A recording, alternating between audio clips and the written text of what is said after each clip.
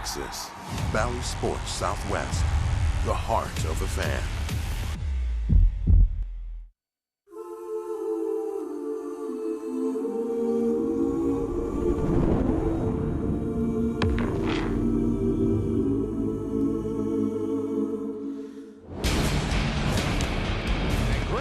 Strikes him out swinging. There's the slider. Swung on and missed. A perfect pitch. Strike three. A well-pitched game. Now a little breezy out there today. The winds of change perhaps upon us as the Rangers and the Twins get set for the final game in this three-game series at Globe Life Field. And the winds of change hopefully are upon us for the Rangers, because things have gone in a decidedly bad direction here recently as they find themselves 2 games out in the division. You look at the wild card race, well, they still hold a wild card spot, but only a game-and-a-half lead over the Toronto Blue Jays. Well, welcome in, everybody. It is great to be with you on this Sunday afternoon. I'm Dave Raymond with CJ Nitkowski.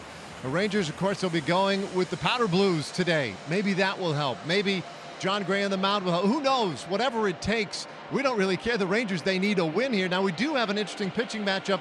Couple of veterans, CJ, guys may be going in different directions this year. Yeah, certainly a good opportunity here for the Rangers. Kenta Maeda going this afternoon for the Minnesota Twins. There have been some struggles for him. He's also missed some time. He's been on the IL. He's got the slider, the split, something that the Rangers are going to have to hit today. Now, in thinking about John Gray, well, you mentioned it, going in the opposite direction of a guy like Kenta Maeda. He has been really good with his 3.79 ERA. John Gray has been very consistent since he first put on that Ranger uniform a year ago. His last start was a good one against the New York Mets, and one thing that we've noticed here with John Gray, ever since he made that adjustment to the slider, the swing and miss, the strikeouts have gone up. No exception in that start against the New York Mets. He did give up 3 runs over 6 innings, but 9 punch-outs against that Mets club, and something the Rangers would like to see certainly here this afternoon against the Twins.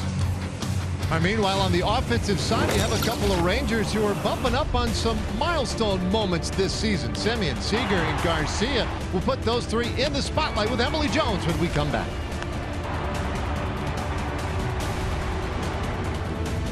Rangers baseball on Bally Sports is presented by Choctaw Casinos and Resorts. And by Baylor Scott & White Health, changing healthcare for the better.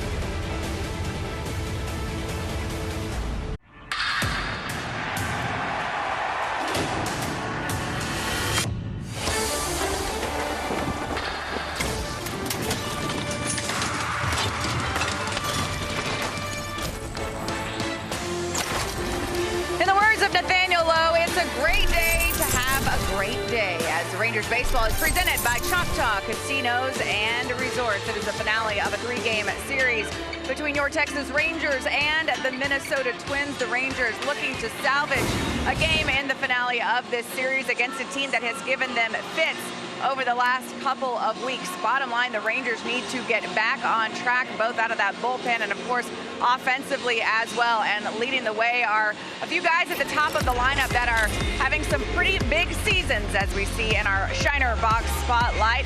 100 runs for Marcus Semien, the leadoff hitter for this team. Corey Seager chasing that batting title with a 341 average, leading the American League. And then Adolis Garcia just 1 RBI short of 100, hitting that century mark. That leads the American League as well. Obviously, those guys important to the offensive production of this team. They'll look to get things going here today. Dave.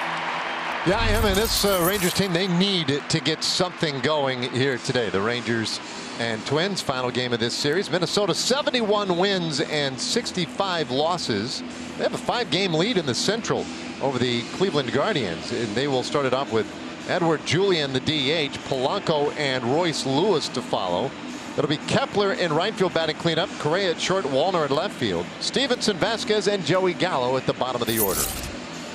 And this afternoon for the Rangers, we mentioned it in the open, it's John Gray going here today and trying to get that win that Emily was talking about. This is his 200th career start, 8-7 so far this year with 120 punch-outs, 16 home runs allowed for John Gray. He's got a 41% ground ball right now. The 4-seam fastball slider combination for John Gray is what you're going to see mostly here this afternoon. You got the changeup and the curveball in there as well. We've talked about those adjustments that he has made on that slider going back to the middle of May, and it has been a terrific pitch for Jon Gray. How about the defense behind Jon Gray here this afternoon? Brought to you by Rally House. Robbie Grossman, Leody Taveras, and Adolis Garcia are in that outfield today.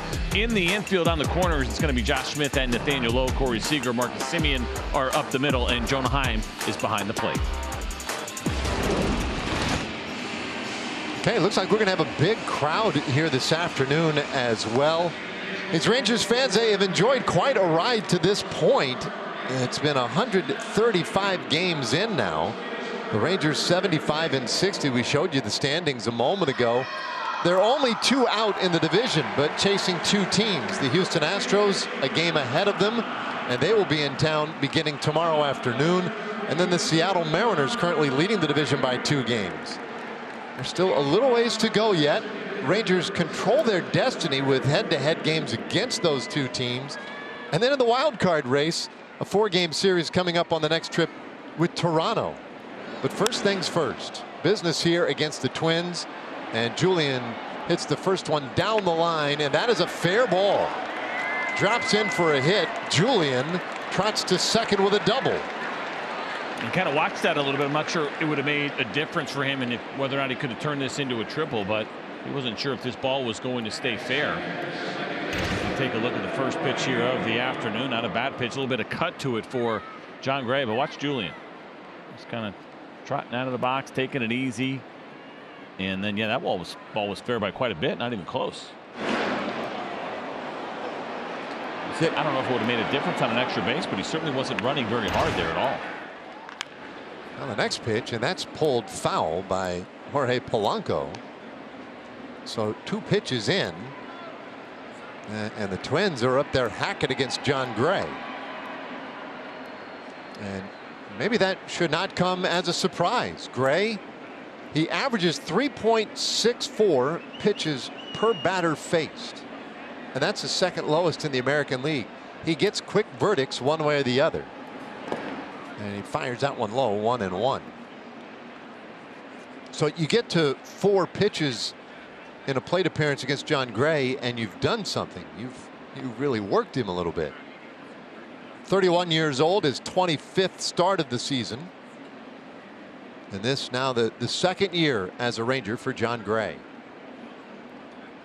1-1. That's fouled away. Fastball looks like it's got a little pop on it today. 96 on that last heater.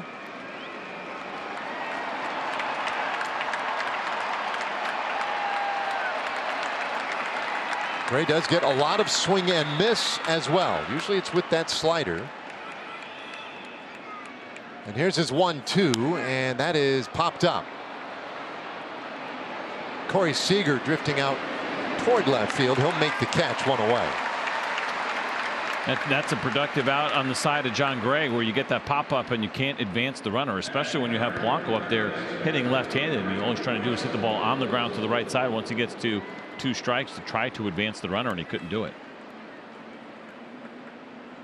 So now Royce Lewis.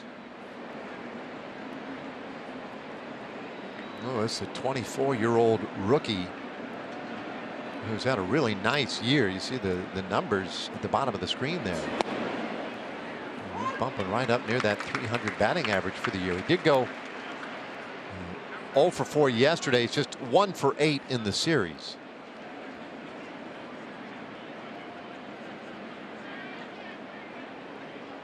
He's never faced Gray before. Did not face him when we were in Minnesota, and he bounces this one toward third. Smith charges in to grab it, throws to first to get Lewis, and that's the second out of the inning, but that does move Julien up. He's now at third base. It sounded like a broken bat there on the 97-mile-an-hour fastball from Jon Gray. Let's take a peek here. Four-seam fastball, a little bit in off the plate. Yeah, you saw some pieces of that bat flying. Oh, yeah. Oh, wow. It is no more. Here is Max Kepler, another left-handed hitter, and he'll take a curveball for strike 1. We talk a lot about the slider from Jon Gray, but he will drop that curve in on occasion too. And more often than not, he's going to do it to the left-handed hitters. 10% usage against them, just 2% against right-handed hitters with the Jon Gray curveball. It's just a little bit up. 1-1, 97 with that heater. His last 3 starts, he has averaged better than 96 miles an hour with the fastball. Previous starts, it was closer to 95, and so it's good to see. Right here we are in September, and Jon Gray carrying good velocity late into the season. Set up in, and the 1-1. There's a swing and a miss. Strike 2 on Kepler. He looked exceptionally late on that fastball. Yeah.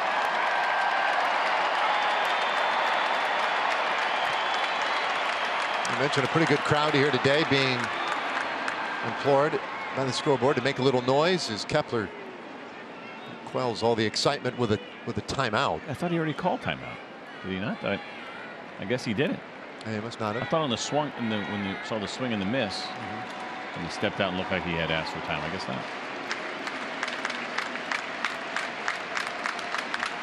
Gray ready. The 1-2, and that's off the handle foul. Kepler looking at his bat to make sure that one didn't break.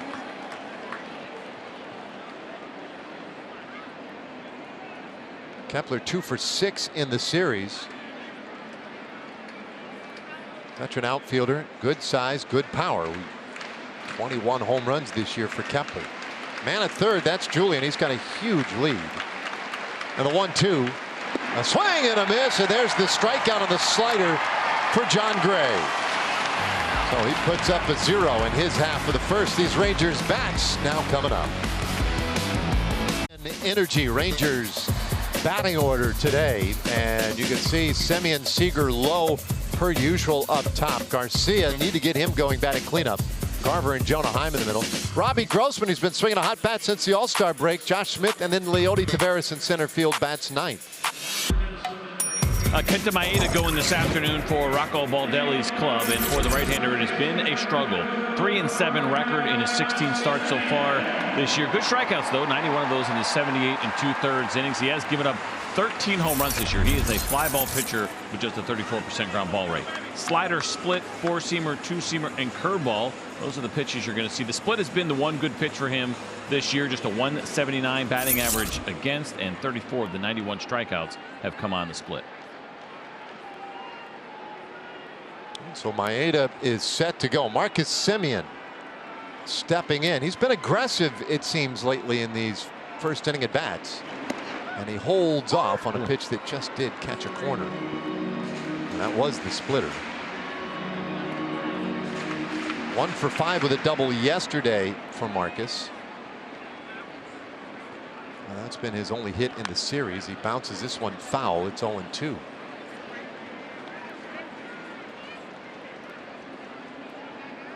We went 10 innings last night. Minnesota taking the game 9-7. So the Rangers offense, I think you could argue, did its job. It showed up. It put up 7 runs. You should win most of those games. A bouncer shortstop. And the bounce pass to first in time to get Semien. Man, that was a big hop. 1 away. Almost seemed unnecessary from Carlos Correa. Of course, a great defender over there at shortstop. He gets a nice high hop. He got a lot of these yesterday, but he decided to go with the quick throw and bounce it as opposed to kind of shuffling his feet and getting that throw there in the air. I think either way it would have been fine, but that was an interesting decision to make on that one. Kind of a Sunday effort. Is the first pitch now to Seager, and he went around. That's strike 1. Corey checking in with a league best 341 average. 26 home runs, has him 8th in the league. And he bends back that one a little bit high, 1-1. So now that Seager qualifies for league leaders, he has enough plate appearances now. He is official. He's 2nd in the league in on base, 2nd in slugging. And he hits this ball sharply out to right. That's a base hit.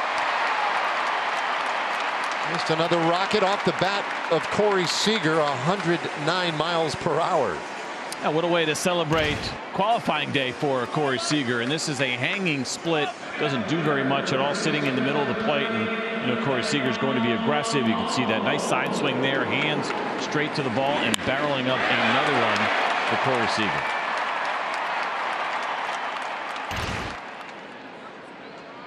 And that's a good early sign. Seager, who went hitless yesterday. Now Nathaniel Lowe, and he lines one to center. That drops down for a hit. Back to back. And both of them really hit hard. You mentioned the one Nathaniel Lowe, where the glove target was up in right now. This is a nice Nathaniel Lowe swing. Not trying to do too much. You look at the left rights for Kenta Maeda. More slugging, more OPS for the right-handed hitters this year than the lefties. So an early opportunity, and Adolis Garcia, the batter, he'll take Lowe. And this is a guy you really need to get going. Garcia, 247 for the year, 33 homers. That's good. He homered again last night. Really need to get in slugging with a 496 slugging percentage. And if you look at the numbers for the year, you just take in the entire body of work. Outstanding for Adolis. Problem is lately the 1-1. Man, that's fouled away. Garcia hitting just 213 since the All-Star break. That's a 41 game stretch where it's kind of been all or nothing. Occasional homers, but we got so used to him being a big part of the lineup assault in the first half that he's just kind of gone AWOL here, and he strikes out swinging for the second out of the inning. This is a slider and a wide one from Maeda. You can see where the setup there is from Vasquez and where he wanted that baseball, and this was good execution. And that ball is in the zone, inner third, out of his hand, and just continues to go and go. So it'll be in the hands of Mitch Garver. Yeah, he'll take strike one. There's that splitter again. Interesting. He kind of shook his head afterwards, Maeda, like he didn't like that pitch. And so far, the split that we've seen here this afternoon looking a little bit more like a changeup with just a little bit of depth, not necessarily that big split that goes way down below the strike zone. That ball lifted out to left field. Wallner is back near the wall. It is gone. Garver leads the yard. And the Rangers get 3 runs in the first.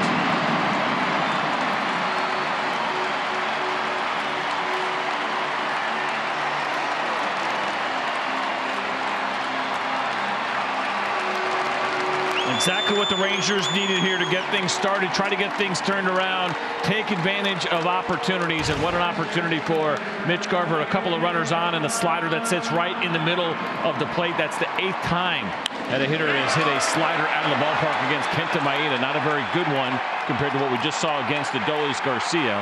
We'll take more of those here this afternoon as you can see the frustration on the face of Kenta Maeda.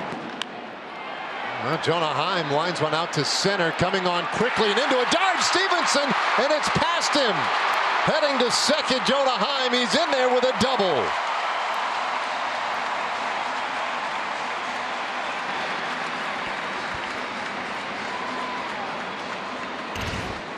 Now Jonah Heim gets a little break here, four-seam fastball at the very end of the bat. And looked a little frustrated at first and maybe assuming that this ball was going to get caught, but it died quickly. And he was still able to get to second base. Heck of an effort, but really not a chance for Stevenson out there in center field. So now Robbie Grossman. And Grossman takes ball one. Robbie has been swinging a hot bat similar to that of Mitch Garver. He didn't really have a chance to get into what Garver's been doing lately, but he and Robbie Grossman, two guys who seem to be surging when the team needs them most. And that's outside. Well, that had been the theme, right? For the longest time when the Rangers were playing really well, it was kind of the fill-in guys. When somebody went down, somebody else stepped in. It had been going on all year long. And you mentioned Robbie Grossman. He's been doing a really nice job. You can see the numbers there. Nearly 350 over his last 15. Some of that had been missing to some degree. I mean, it had been done at such a high level, it was probably not fair to expect it to continue the way it had. But it is what you need when things aren't going well. Guys stepping up, and Robbie Grossman, Mitch Garver, they have been those guys. Big 3-run bomb by Garver. Heim at second. And that is on the corner for a strike. 3-1 now to Grossman.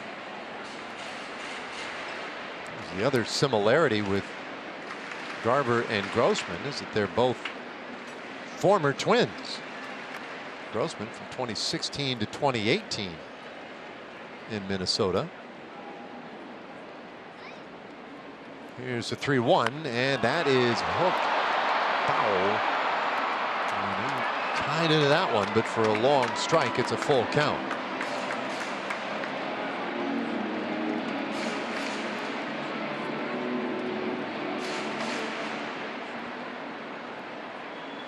Jonah out there in scoring position, and Correa, the shortstop, has been nowhere really near the bag. Jonah's trying to provide a little distraction at times for Maeda. It's going to take a hit, and Grossman takes outside, ball 4. So 2 men on now. And Maeda looks like he can only laugh at the way things have gone in this first inning. A 2-out walk. Going to bring up Josh Smith. So you mentioned it with John Gray and kind of pitch counts per at bat. How about 7 hitters faced so far, but only 20 pitches thrown by Kenta Maeda? So I was watching him after that walk and thinking, okay, well, the Rangers have done a good job getting that pitch count up, and I look over and it's only 20 pitches. Which, listen, you'll take the runs, of course, over worrying about trying to drive a pitch count up, but he's been in the zone early, and the Rangers have been aggressive until that at bat right there in Robbie Grossman. And as far as that goes, the Rangers are going to see plenty of the Twins bullpen today. Maeda hasn't gone more than 5 innings in his last 3 starts. And the way this thing has started, I don't. Well, and I can't imagine Rocco Baldelli is too excited about that idea just because of what happened and has happened so far in this series, but especially yesterday and how many relievers they used. That one is off the plate, ball 1. Was it all but 1 yesterday, I believe? They used 8 relievers yesterday behind Dallas Keuchel.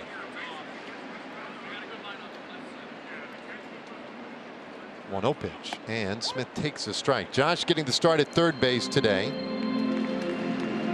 And the average not where Josh would want it at 201, but he has a 320 on base average. He is pretty adept at working the count and finding ways to first base. 1-2 the count.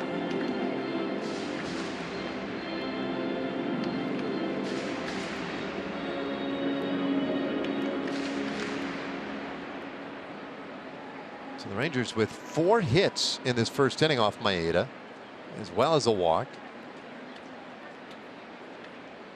The 1-2 pitch, and that's inside. Evens things up at 2-2. Maeda, 35 years old now. Osaka, Japan, and he's had a really nice career here stateside. 2-2 pitch.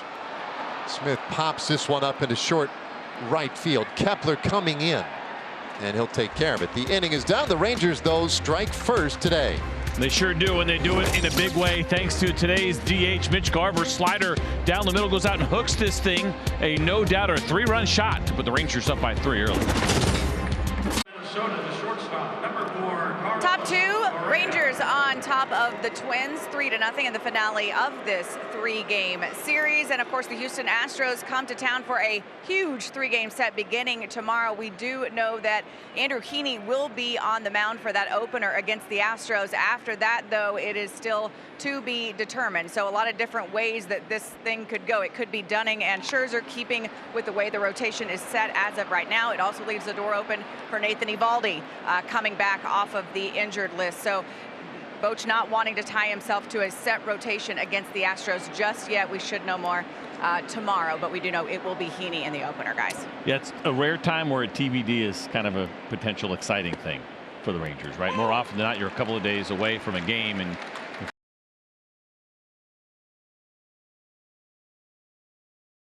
are in a good spot, whether it be Dane Dunning or, as Emily mentioned, that possibility of Nate Eovaldi. Certainly would be nice to see him back in the rotation. There's strike 3 called on Correa. Another strikeout for Gray, his second of the afternoon.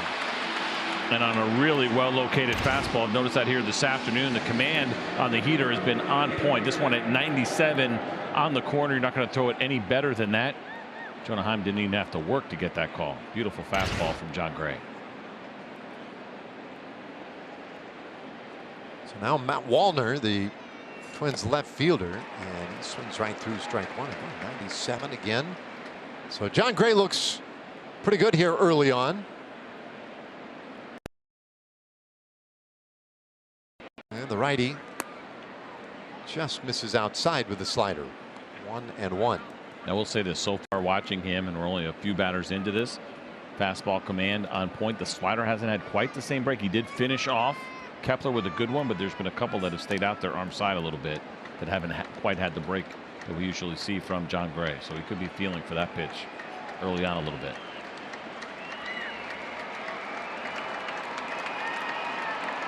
He's got the count advantage here on Wallner at 1-2. And here comes the pitch, fastball. Ooh. And that was right where Jonah wanted it, and ostensibly where Gray wanted it as well, but just a hair off the plate. Interesting. Gave him the old thinking sign here, what he wants to, and it's a little reminder from a catcher, right? When you put a call, you put a sign down, or in this case, obviously pushing the buttons, but then you tap on your head, a little bit like think about where we really want this pitch. Now, I'm not sure what he called yet. I would guess slider, and if they're trying to go for the strikeout and thinking about location, but certainly some animations there from Jon Gray. Excuse me, from Jonah Heim to Jon Gray. He wanted the fastball away. Well, he got it there, just to, again, missing by a couple of inches. Full count now. Here we go. Big open stance for Wallner, and he'll take outside, ball 4. And Gray, a little frustrated, lost him in the first walk that he's issued today. All right, Choctaw Casinos and Resorts game within the game today is regarding this Twins offense. And boy, since the All-Star break, they have turned things up a notch, averaging more than a run per game, more than they did beforehand. All the other numbers up, the homers, slugging, etc. Stevenson, the batter, and he'll take strike 1. And there's that curveball again to a left-handed hitter. He seems to be having a little more success with that pitch. Thrown it a couple of times now, and it's worked out for him. And a swing and a miss. That's the changeup. It's a nice kind of bounce back pitch. The two that we've seen on the curveball so far have been first pitch curveballs to left-handed hitters.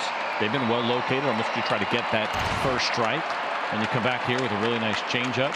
You get a hitter in swing mode, and Jon Gray right now in the driver's seat. 2-strike pitch. And a little bouncer second base. Semien to second for 1, and the relay can't get there in time. Ball just wasn't hit hard enough, so they'll force out Wallner at second, and Stevenson reaches on the fielder's choice. Yeah, you have the combination there with a slow ground ball and a guy who runs pretty well. We talked about this in the opener. One point in his minor league career, 39 stolen bases in a season for Andrew Stevenson. He can move pretty well. It's 44 last year, or excuse me, this year in the minor leagues.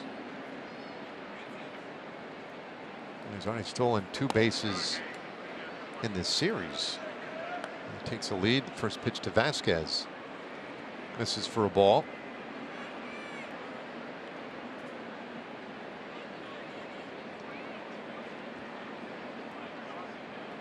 He's got a good lead at first. And now takes a step back toward the bag. That pitch is outside. 2-0 on the Twins catcher. Vasquez 1 for 4 in the series, and that one was a home run, a 7th inning homer in the game on Friday. He had been 0 for 18 up until that home run. And now a quick toss over to first, and Stevenson able to get back in there.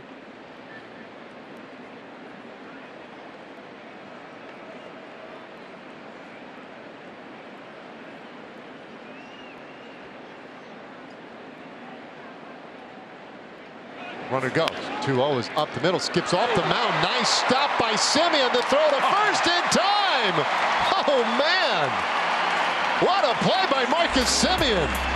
Well, Andrew Stevenson doesn't get an assist for this, but he probably should because he was on the move. So was Marcus Semien to cover the bag and in the right place at the right time. And he makes a tremendous play to finish off the Minnesota League game as well as all minor league games live or on demand with MLB.tv. Go ahead and get those details right now. Jump online, MLB.tv. Looks like a happy family enjoying the ball game here, as well as some snacks and treats. And you got face paint, you got concessions, you got a 3-0 lead. You've already seen a homer. It's a good day at the ballpark, and we're only in the second inning. Well, they just saw another base hit. A sharply hit ball by Taveras. And with his speed, he's got 2. What do you think about 3 now? He'll hold. Well, leadoff double for Leote.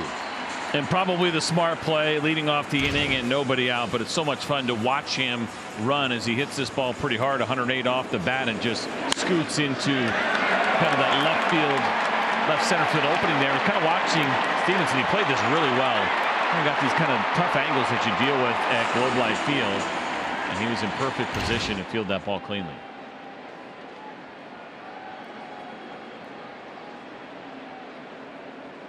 So he's out there in front of Semien. Marcus takes ball 1. Think about when things really went well for this offense this year, and that has been for the majority of the season. It's been when there have been runners on in front of Marcus. When Duran and Taveras at the bottom of the order were getting on so often, and then Semien, he's got 81 RBIs, and that's because of the great job done by the bottom of the order. Hits this ball sharply down to third. Lewis will look the runner back, go to first, and there's a first out of the inning. How about a look at our Mr. Clean Magic stats as Corey Seager steps in. Extra base hits for Seager, 61 of them. That's third most, but look at the number of games it's taken Corey to get to 61 extra base hits versus, let's say, Ohtani and Luis Robert, Bobby Witt Jr. And first pitch swinging, a little roller up the middle. Polanco to his right, throws across his body, and he gets Seager 2 away. But Taveras now at third. And here's Nathaniel Lowe. See if Maeda does something different with Lowe. Remember, he swung at a first pitch fastball, had that nice base hit up the middle. You gotta believe he'll probably start him off with something off speed, especially now with a runner in scoring position over at third base.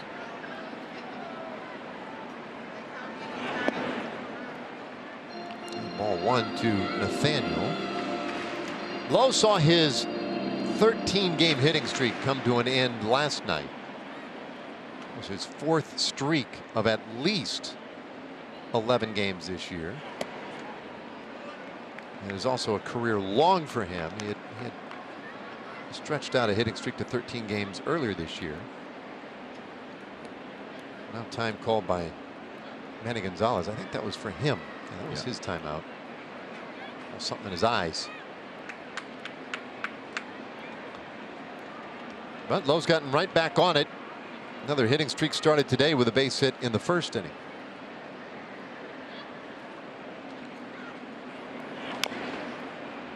Pulls that one foul. 2-1.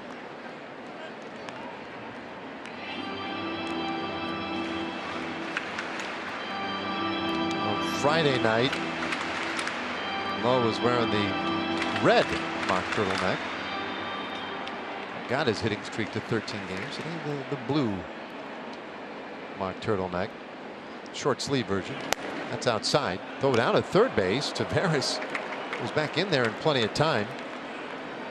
That was an aggressive move right there by Vasquez. It certainly was, and the risk versus reward probably not there. He's not that far off. He's got his foot down, going back pretty easily, and you throw that ball into the outfield, and it would have been an easy run for the Rangers. There's a strike. Full count now on Nathaniel.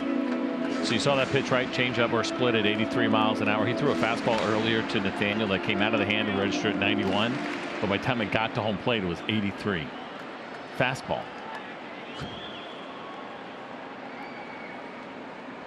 Very dense air today. It's low, ball 4, and Lowe goes to first. So the Rangers have men on the corners with 2 out for Garcia. All right, how about some StatCast powered by Google Cloud as we take a look at Adolis Garcia and the great success that he has had in this ballpark this year. 33 home runs overall, but 22 of them have happened right here at Globe Life Field. Another 11 on the road for Garcia. And we know this, he is not just a full power guy. All fields are in play with Garcia in the power. Fouls off strike 1.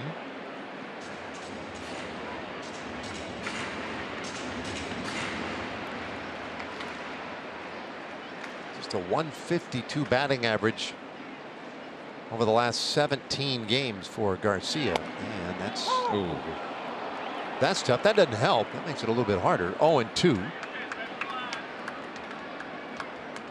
That's a tough one to get to.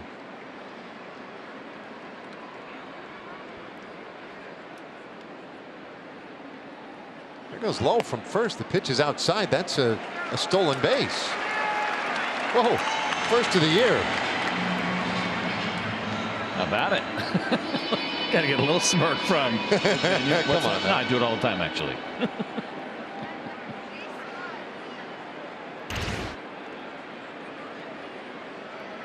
Running like he's invisible out there.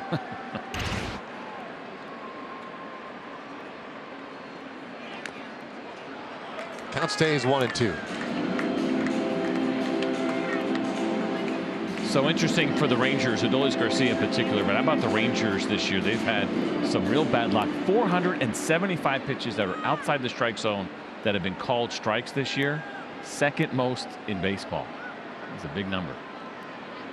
And a swinging strikeout of Garcia ends the threat in the second inning for the Rangers. They'll leave 2 in scoring position.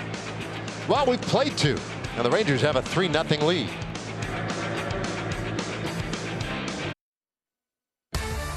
Rangers baseball on Bally Sports is presented by Choctaw Casinos and Resorts. Well, a good start this afternoon. 3-0 Rangers lead. There are 3 runs in the first on a Garver homer. Joey Gallo, a former Ranger, batting here for Minnesota, and he takes strike 1. That curveball again on the first pitch to a left-handed hitter. I'm not going to say it's a get-me-over curveball, but that is terminology that pitchers will use, and maybe it's not your best. It doesn't have the nastiest break, but you're trying to get an early strike, and John Gray has done that really well with that curveball to left-handers so far. Not trying to do anybody's homework either, but it seems like he follows it with a changeup pretty consistently too, as he just did there for a ball. 1-1. Yeah, there's a swing and a miss. The changeup again.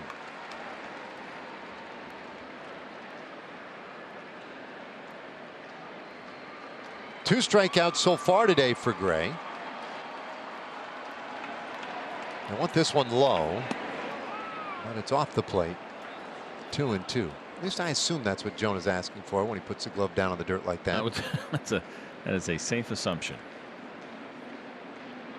I didn't take body language as a class formally, but that's what it would seem.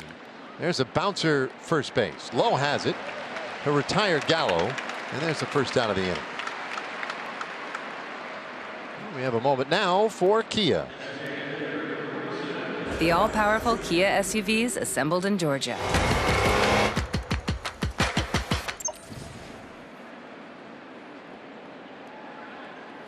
Right, top of the order now here is Edouard Julien. He doubled in the first inning.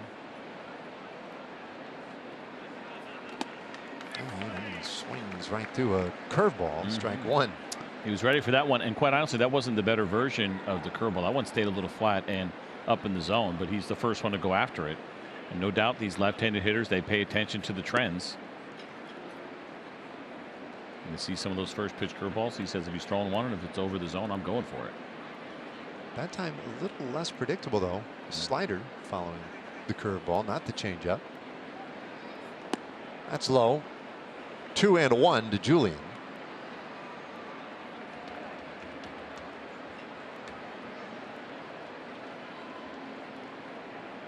Been a really good year for this young man, just 23 years old. 2-2. He's from Quebec City, Canada.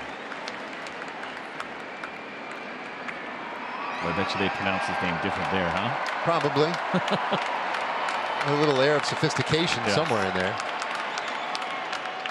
2-2. Nice. And that is strike 3 called right on the outside corner. Third strikeout so far today for Jon Gray. And he does it once again on a painted fastball right on the corner. Mentioned that velo at 97, very similar to what he did to Carlos Correa, of course, right-handed hitter, and so the pitch to the other side of the plate, but dotted at 97. So here is Polanco. Switch hitter batting left-handed. He takes low.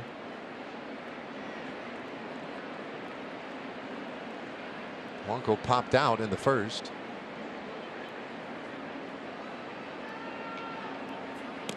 Gray misses low and inside. So how about this? So Jon Gray, this is his 200th career start. Big round number for John. And among the pitchers in baseball history with 200 starts, he has his 9.07 strikeouts per 9. That's 23rd most all time. I think that's pretty cool. You're the top 25 all time for guys who have made at least 200 starts. And that's one spot ahead of Justin Verlander. What does it say for Verlander's number? 9.05 versus 9.07. There's a strike. 2-2 to Polanco. I bring that up because you know I feel about decimal points, like those, especially when it comes to strikeouts per 9. I'm a 9.1 guy in that spot, but I get it when you want to sit there and get really deep into it and start to separate by hundredths, and in that spot certainly to put him ahead of Justin Verlander deserves to be broken down another decimal point. His 2-2 here to Polanco, and that's pulled foul. I mean, when you think of Justin Verlander, and he's had a very well-decorated career, we will see him in the next series here at home. He'll come to town with Houston and is expected to start Wednesday's game. But you think of a power pitcher, big-time strikeout guy. And Gray has struck him out at a better rate. Well, it's kind of amazing about Justin Verlander. You're going to mention where that rate was, and that stayed true for him through the first 8-9 years, all that time that he was in Detroit through his career. It wasn't until he got to Houston that we started seeing the strikeout rate jump considerably. Inside, and that is ball 4. Polanco works the walk. So he is aboard now for Royce Lewis, who grounded out in the first inning. And if you remember, it was 2 fastballs to Royce Lewis. One on the outside corner for a strike, really good pitch. He didn't offer at it, and then he did offer at one that was in off the plate. So he showed that he'd be aggressive in. Let's see if Jonah wants to go back in there. It looks like he does. Too far with that one.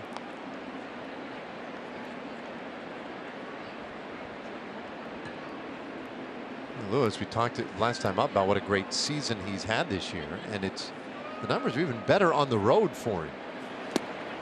There's a strike. 1-1. Those are some pretty healthy marks right there for Royce Lewis.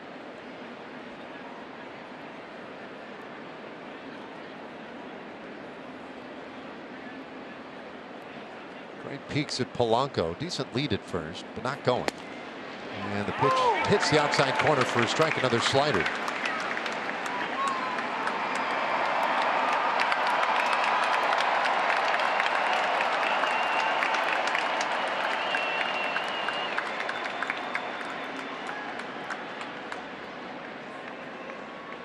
And again, Polanco not going anywhere. The 1-2 pitch fouled off.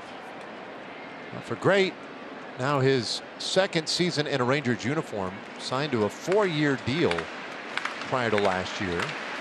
Last year spent 3 different segments of the season on the injured list. This year has been healthy for the most part.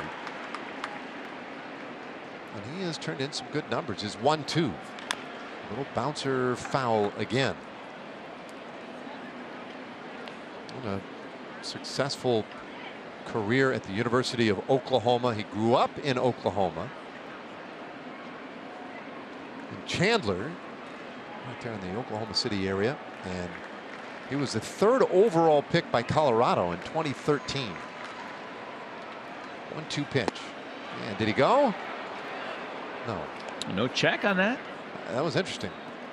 Jonah didn't ask for one either. So I guess not. Let's take a peek. See what a couple amateurs think. Yeah, we'll check that. Oh, yeah, he checked. Not close. Fine. Good call. 2-2 pitch. And he tried it again, and this time he takes strike 3 call. Lewis strikes out. 4th strikeout of the day for John Gray. And the right-hander making a big start for the Rangers today. He's posted 3 scoreless so far. 3-0 Rangers on top. And tomorrow through Wednesday, we got a huge series, biggest of the year here at home. The Astros will be in town for a 3-game series starting tomorrow afternoon at 3 o'clock. Tickets available at Rangers.com. Tomorrow is standing room only, but that is an option. Tickets for Tuesday and Wednesday still available. And those are going to be just massive games for this Rangers team, hoping to head into that series with at least a little positivity with a win here today if they can get it over Minnesota. That seems unreasonable, but we're at that point in the year now where, quite honestly, it's a minimum of 2 out of 3 that have to be won. And quite honestly, the Rangers really need a sweep against the Astros so that they can regain the advantage in a potential tiebreaker. Right now, they trail that series. What is it, 6-4? That's my math. 6-4. Yeah. So a sweep would then put them 7-6. Any potential tiebreaker that could pop up. Yeah, currently in very good shape with Seattle in terms of the tiebreaker, but 2 games back. And they have 7 head-to-head games with Seattle at the end of the year, that last week of the season. So we say that, you know, they have that ability to control their own destiny. Part of that are these next 3 games against Houston. And they're really big. And the 4 in Toronto. It's kind of amazing how the schedule has worked out. The one team that feels like they're a threat behind the Rangers in the wild card are the Toronto Blue Jays. And this next road trip coming up, they will go visit those Blue Jays for 4 games. This one out into left field for Garver. He homered earlier, and he has a base hit here in the 3rd. The twin killer, Mitch Garver. Who knew? Split finger here again. This one, at least at the bottom of the zone, a little bit more movement than we've seen on that split today from Kenta Maeda. This is just a really nice piece of hitting as you watch Mitch Garver go down and get this baseball, keep the head down, stay on it, and line it into left.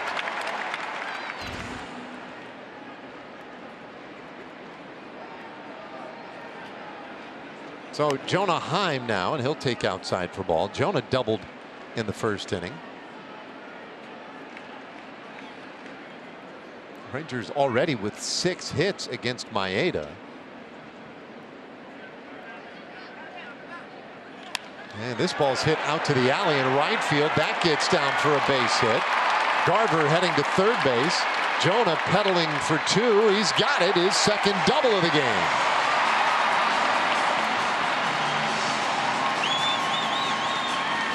That's good to see for a lot of reasons for Jonah Heim as he gets his 4-seam fastball. It's inner 3rd, some elevation to it at 90 and turns on it. We know that when he first came off the IL, there were some struggles there for Jonah, and looked like now maybe starting to get a little bit more comfortable at the bat, and to have a couple of doubles here early on, it's going to help that confidence a ton for the Ranger catcher.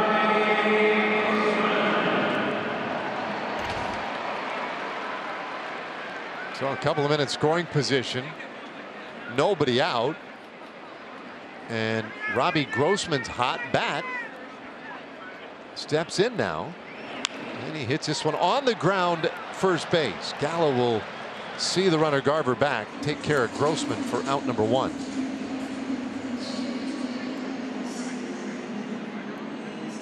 Nowhere for anybody to go, and it'll bring up Josh Smith.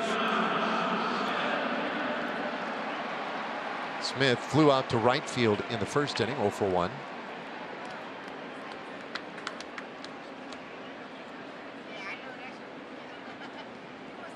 Infield in, and Josh takes strike 1.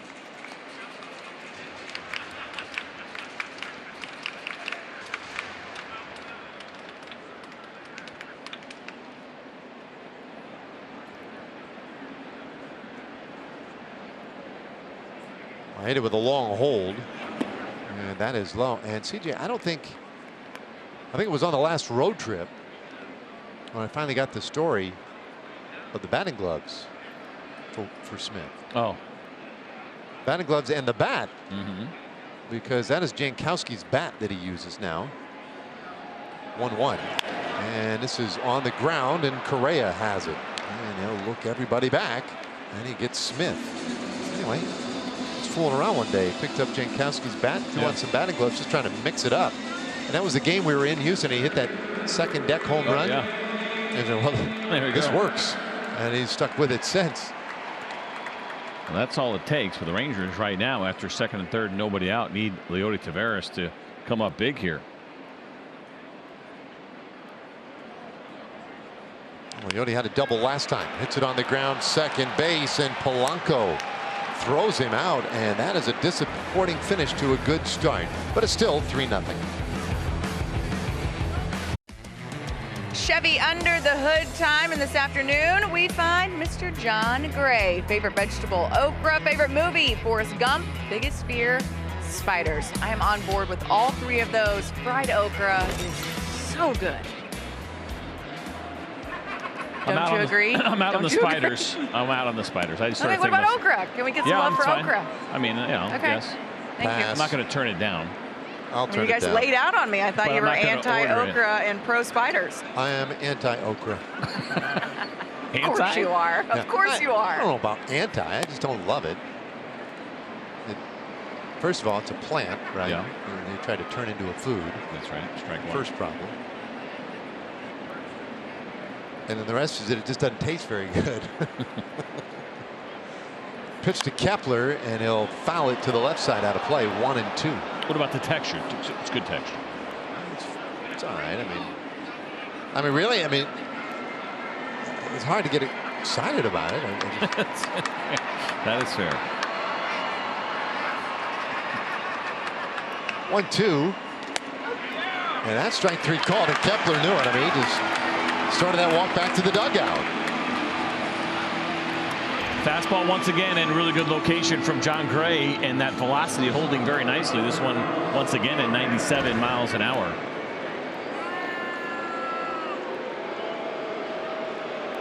So as you might guess, Carlos Correa has been announced. Fans not as vociferous as they have been, but you still hear the boos. And he shoots this one up the middle. That's a base hit. Correa's first to the ball game. How about a message now from Baylor, Scott and White? Doc says you're good.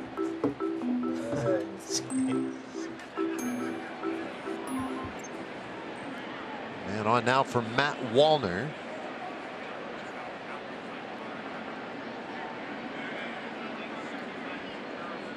Twins haven't had a whole lot going today. The 2 hits. Julian to start the game, and now Correa just a moment ago. We told you earlier about how this team, though, has been a much better offensive club in the second half. They've got some good contributions from some young players.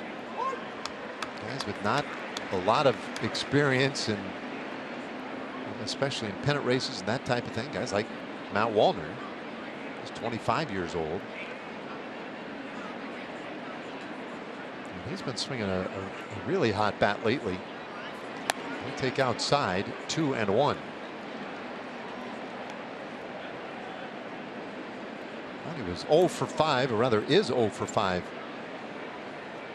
in the series. Had the walk in the second inning. Tiny lead at first for Correa, and he's hardly off the bag, and they're just swinging a miss. I mean, it's a small enough lead at times for Correa over there. I think it would be awkward even going back into the base, because you can't dive. No, and that could be intentional, right? Almost even not wanting to draw any kind of throw so he wouldn't dive. Remember, we saw him early in his career, 14 stolen bases, 13 stolen bases those first 2 seasons, and then it was 2-3-1, and he has not stolen a base since 2019. He's not going anywhere. No. I think he was one of those guys with all the injuries and everything else, just kind of shut that part of his game down. 2-2 pitch, and that one is fouled away. That may have broken the bat. Oh, yeah. That sounded terrible. And Carlos Correa would rather eat fried okra than try to steal a base. That's how much he doesn't like stealing bases. Even he thought that was funny.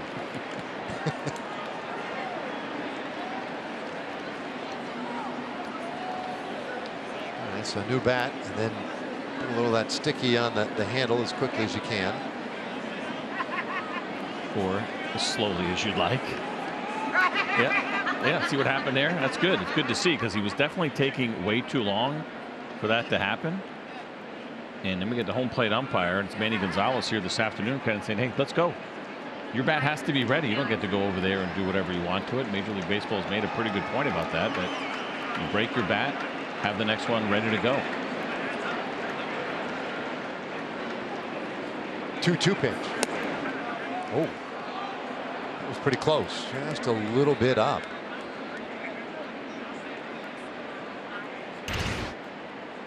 They wanted it up and in. It finished up and away and probably just outside of the strike zone. It's all a big payoff pitch. John Gray. And a swing and a miss. He got him. Another strikeout, his 6th of the afternoon.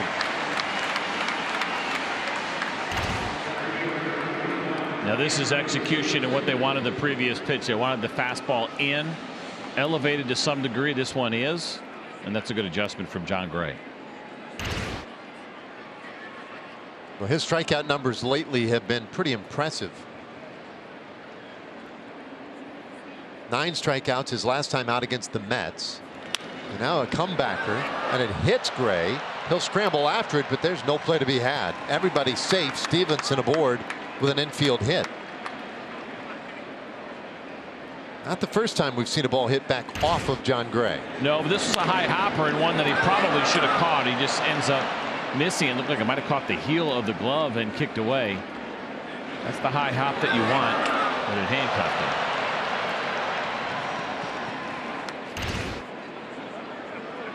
Good job by Jonah to choose this moment to go out there, maybe give him just a second or two to catch his breath. I think he was laughing just a little bit, maybe giving him a hard time, which is, you know, it's funny as long as you get out of the inning.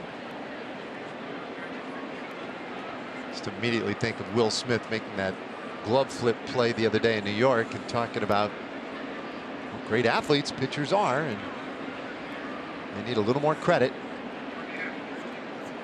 Pretty good numbers there for Gray. 5-to-1 strikeout to walk ratio. 2 men out there. Vasquez the batter.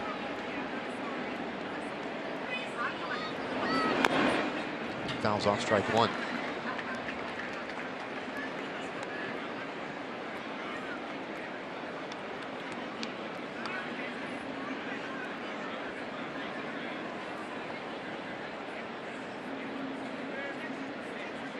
Rangers have done a pretty good job with Vasquez.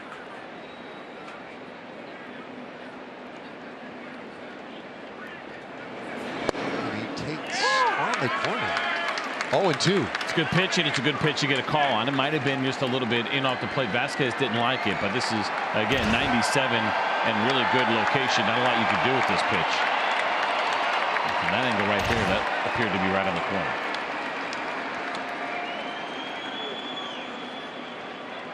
Correa at second, Stevenson at first for Minnesota.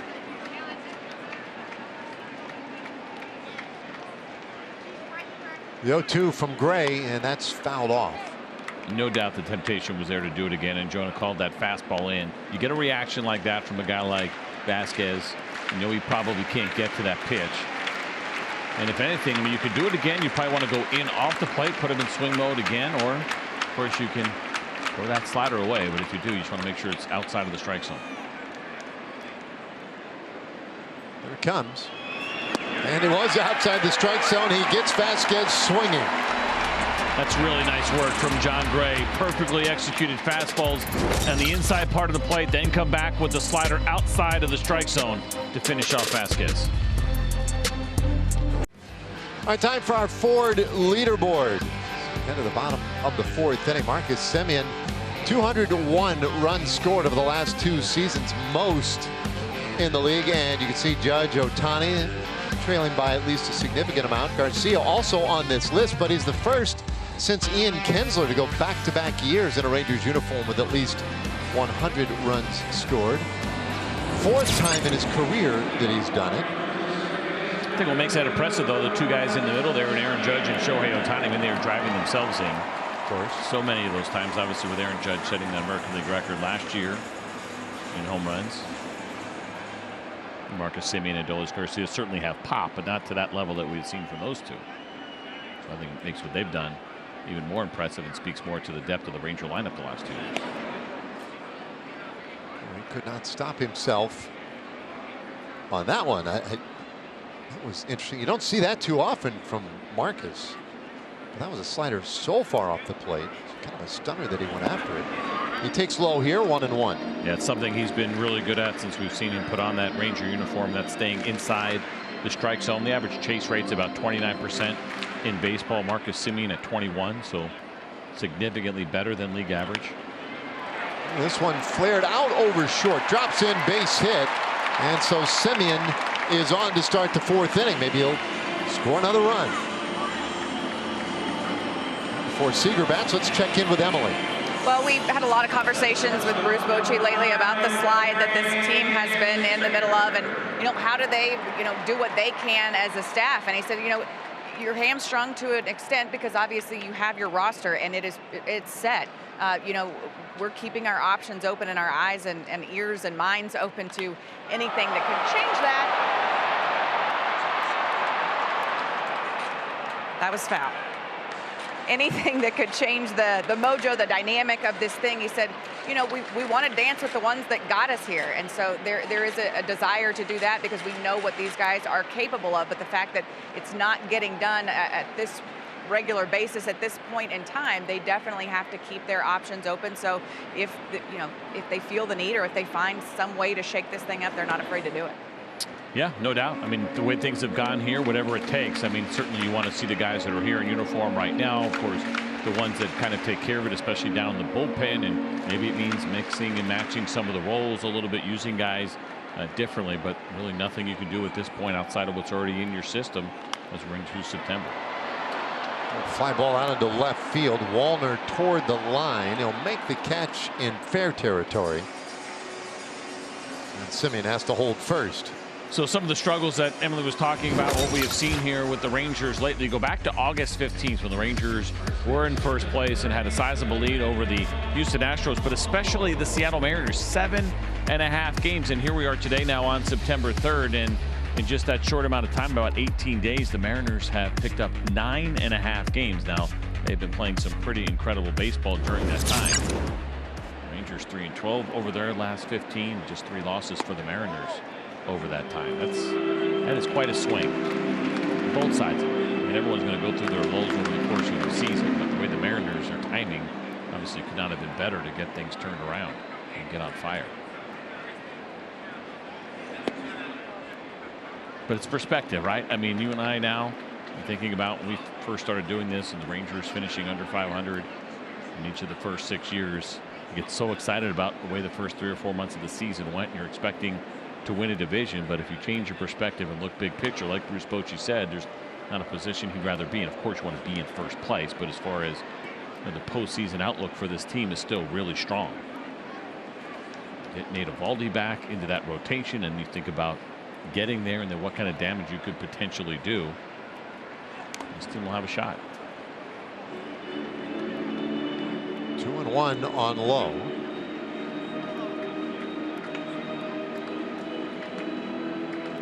Yeah, you just need a couple of things to fall together here.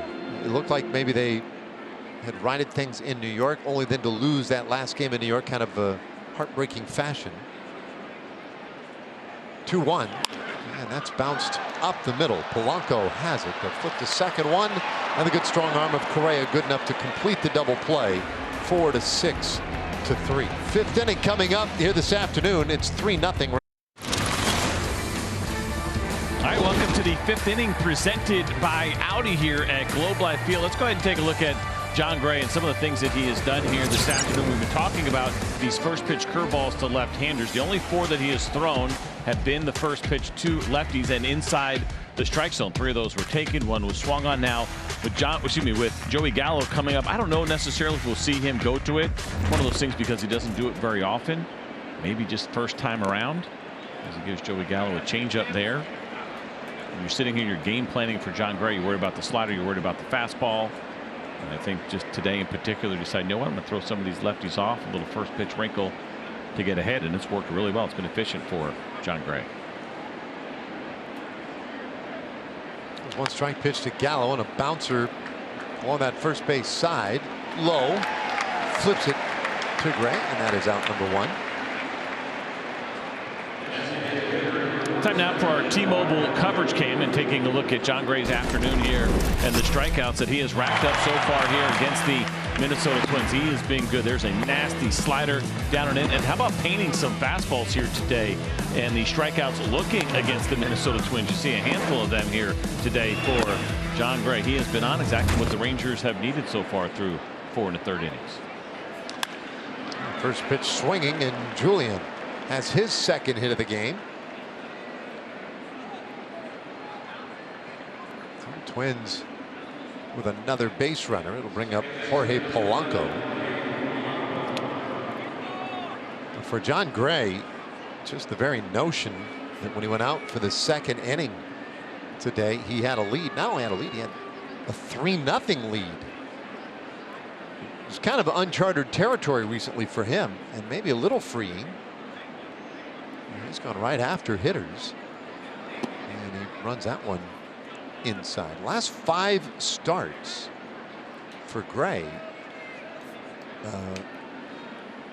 they had never given him more than 2 runs of support. And in fact, the Rangers had scored a total of 3 runs while he was on the mound in his last 4 outings. So it just, for Jon, having a 3-0 lead early, really unique feeling. And it looks like, I'd rather say, he kind of enjoys it. Yeah, most do, no doubt, and it's a different place to pitch in, especially when the team is scuffling a little bit, right? You want to be the guy. We've seen Max Scherzer kind of step up when the Rangers have needed that big outing. Ding Dunning was doing it earlier this season in some pretty big spots, filling in for Jacob deGrom. And listen, it takes on a feeling. I mean, it is what it is. When your team is scuffling, you can feel it. You get behind early, you're going to feel that added pressure, especially when you feel like the team really does need a win. You're trying to find some consistency.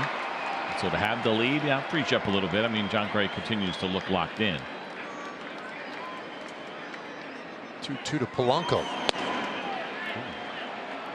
Almost. Full count now. 7 strikeouts so far.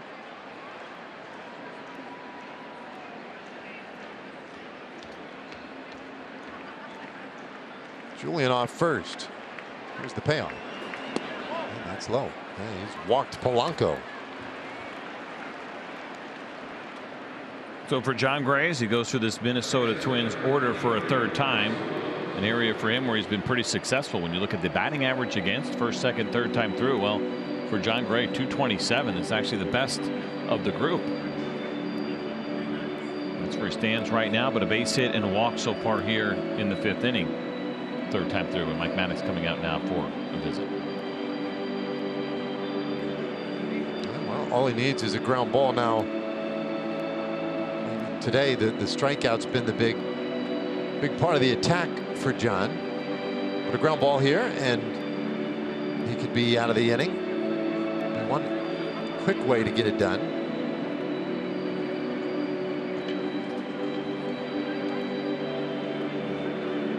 Rookie Lewis is hit into 3 double plays. It's not with the Twins. There's one guy who jumps out at you, and that's Carlos Correa. When you're looking for a double play ground ball. But the man at the plate is Lewis, and he is 0 for 2 today, and The first time he did hit the ball on the ground. Infield is at double play depth. They're low off of first base, not even bothering with Polanco. There's nowhere for him to go anyway. We'll see if he continues to try to get ahead in. We've kind of watched these at bats with Royce Lewis. He's been very good against the fastball coming into this series, and saw Jon Gray have some success in those first 2 at bats throwing that fastball in. He tried to do it the first pitch of this at bat.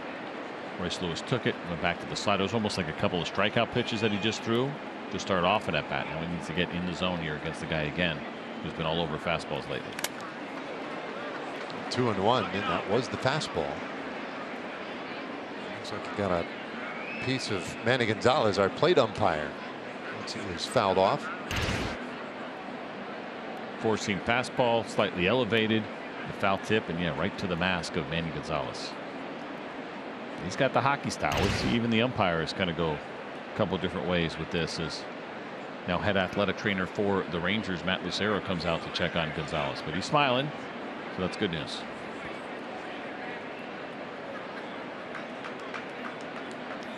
Says he's okay.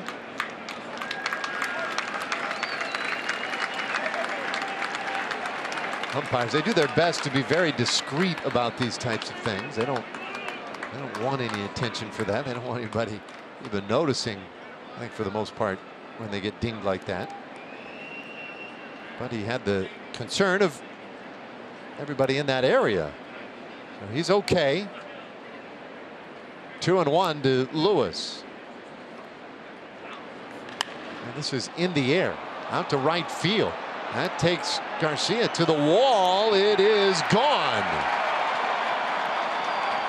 A 3-run homer for Royce Lewis, and he has tied the game in the 5th inning.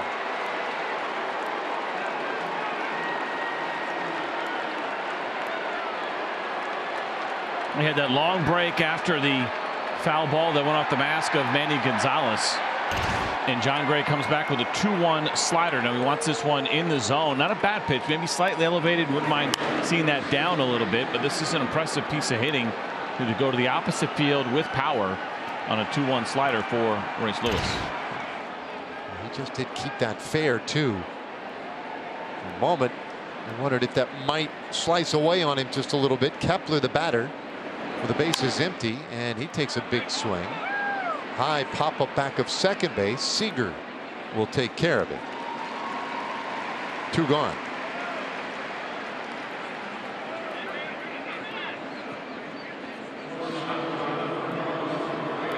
Now Carlos Correa.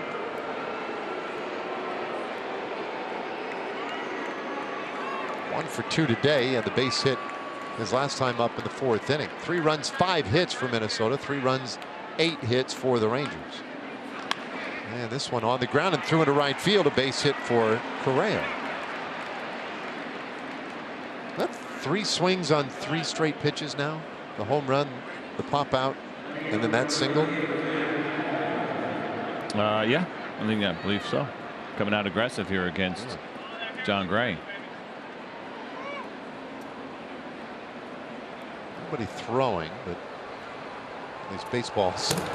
Stratton warming up with the heavy balls. So Wallner, the batter, and he'll take a pitch. That's ball 1. Well, Jon Gray did go back to it one more time and trying to throw that first pitch curveball to a lefty, but that one misses for the first time today. And this one ripped over first. That's a fair ball, and out into right field. Garcia comes up with it. He'll run it halfway back in. Leads the league in rushing yardage. It was great. In the open field, you couldn't stop him. Whatever coffee he had today, I'll take. Yeah. Well, we see all kind of unusual bounces here. Fastball to Wallner, an inner third. He was ready for it. But you go down the lines here at Globe Life Field, you're never quite sure what you're going to get when you get a ball like this. And that one bounced back in a way that I've never seen in this ballpark. That huge bounce. Look how you hit the cement there, but even came back forward. You're not sure if the ball's going to get down the line. You can see those 4 boxes in the corner. You're not sure what you're going to get off the net. Is the ball going to stay in there, rattle around, or take a big unusual bounce like that one just did?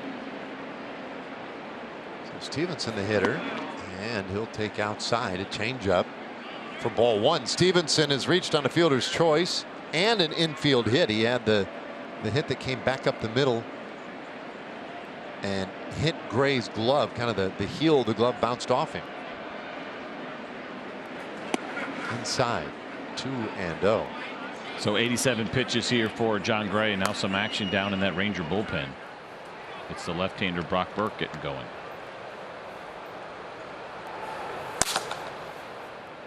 I mentioned how both teams really burned through some bullpen arms yesterday. 10-inning ball game last night. 2-0 pitch. That is off the plate. Ball 3. It seems like John Gray now, ever since that home run, he fell behind Royce Lewis 2-1, but being a little bit more careful all of a sudden. Carlos Correa swung at a first pitch, fell behind Wallner. Now here he is behind Stevenson.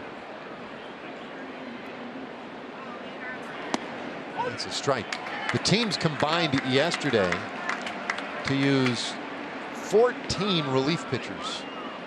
8 relief pitchers for Minnesota. The Rangers used 6 of their bullpen arms. The 3-1. That's outside. The bases are loaded. Boy, all of a sudden, after that foul tip off the face mask of Gonzalez, it has just spiraled away from John Gray. Bases are loaded with 2 out. So you get the slow walk here from Jonah Heim, which could be because Bruce Bochy wants him to buy a little bit more time, or it's just about the conversation they're going to have here about Christian Vasquez. A little more strategy perhaps as Brock Burke continues to throw and does so in a hurry.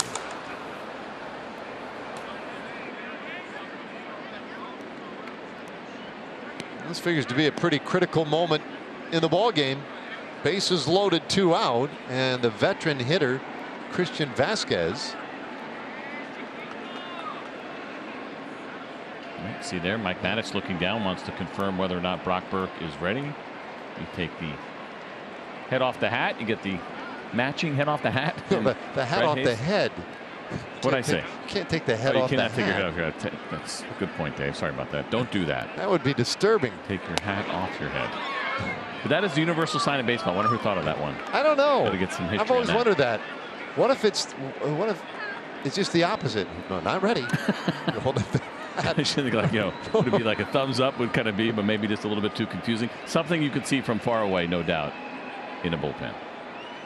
Arnold Vasquez and a little tapper foul. 1-1. Correa third, Wallner second, Stevenson at first. 3 runs already across in the inning for Minnesota. And though Vasquez does not hit for a high average, he can run into one every now and then. Gray's 1-1. Swing and a miss. Strike 2.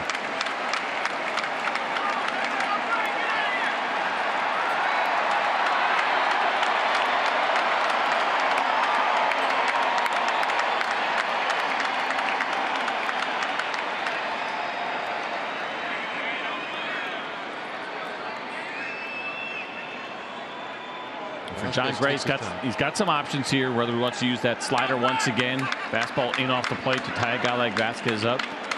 We saw him go with the slider last time off the plate. Looks like Jonah wants it in. Here we go. And that one's turned foul. Set up and do it one more time. We talk a lot about it's early enough in the game, but being careful when you go inside, not giving a hitter an opportunity to pull the baseball and do damage to the pull side.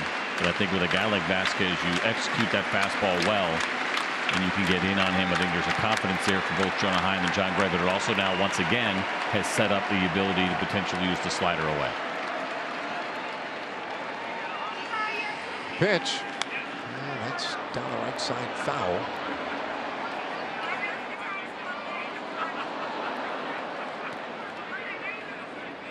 Stays 1-2. There's the Really important base runner there. Correa at third base. Wallner at second. Stevenson slides in there over at first. You got some guys that can run as well right now. There's a swing and a miss, so a strikeout of Vasquez. Gray gets out of the inning without any further damage done, and they leave him loaded. Bottom of the fifth coming. Adolis Garcia will lead it off for the Rangers. Bottom of the fifth inning, presented by Audi. And suddenly, in a 3-3 ball game, the Rangers scored 3 runs in the first inning, and behind the pitching of John Gray, looked like everything was going according to plan. And then all of a sudden, in the top of the fifth, the Twins strike for a 3-run homer by Royce Lewis, his 10th of the year. They would leave the bases loaded, but having tied it up, put pressure back on the Rangers. It will be the heart of the order: Garcia, Garver, and Jonah Heim. I'll take it back to last night. We saw Adolis Garcia do a nice job here and hitting a long ball at home, and something we talked about that he's done so often. 22 of those here in this ballpark, one that just barely got out, but they all count the same. And probably a good time for Garcia to do it again, or just to find a way to get on base and try to get some of those 3 runs back that the Rangers gave up in the top of the fifth inning. So a little trouble with Maeda today. A couple of strikeouts, and his first 2 times up. This is the 3rd time through the order for the right-hander, and his first pitch way up. Ball 1 to Garcia, but that's where teams have been getting Garcia. Not just up in the zone, but up out of the zone. The only 2 strikeouts of the afternoon for Maeda. 1-0. And now he gets him to offer to pitch below the zone. That time the splitter. 1-1. It's been a maddening turn for El Bombi in the second half. Strike 2. I mean, so many things going on with him. The chase and the swing and miss at fastballs that is unusual. He's got a career high in walks this year. So there's been some patience mixed in. Stays 1-2, and yet the power hasn't disappeared either. I mean, he leads the league with 99 RBIs.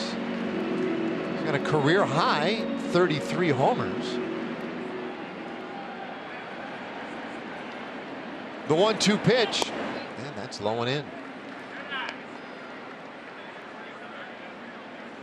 It's a head scratcher.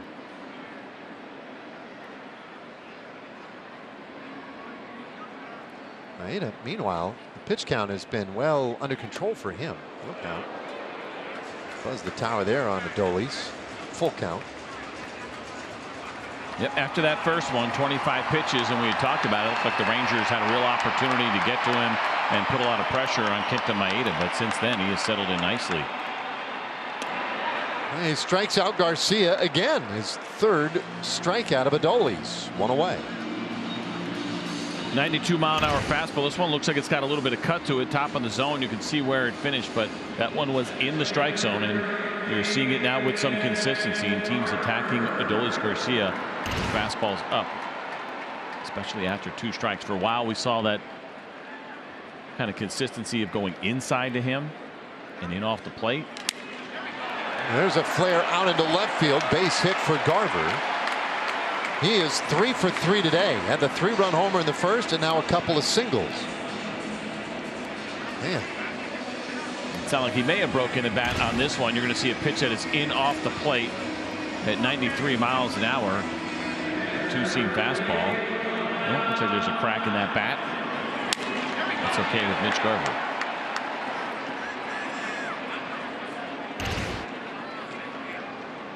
Jonah Heim's had a big day as well with a couple of doubles, and he takes in the dirt. Rangers now with 9 hits today.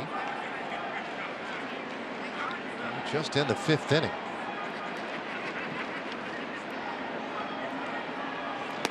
That's outside. 2-0.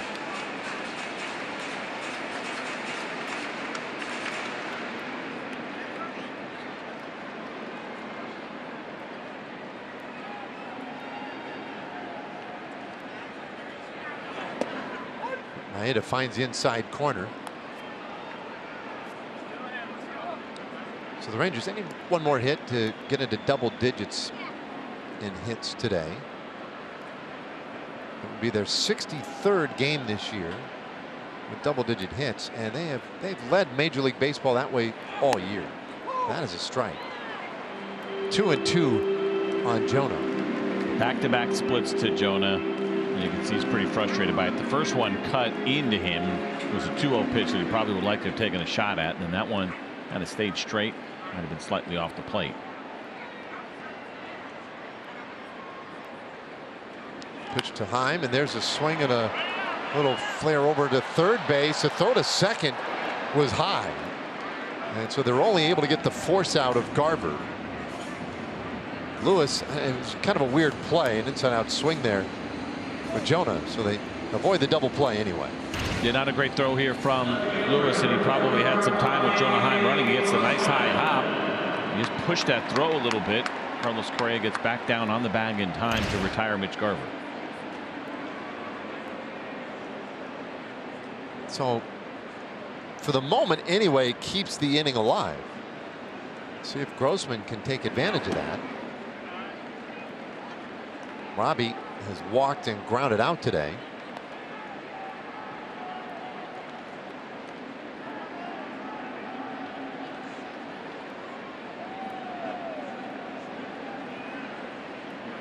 Switch hitter with the left side against Maeda, and he'll take upstairs 2-0.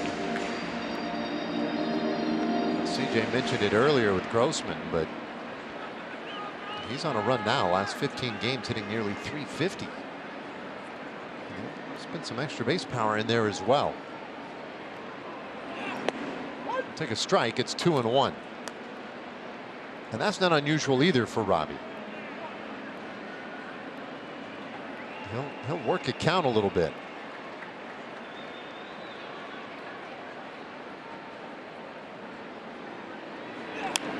That's in the air.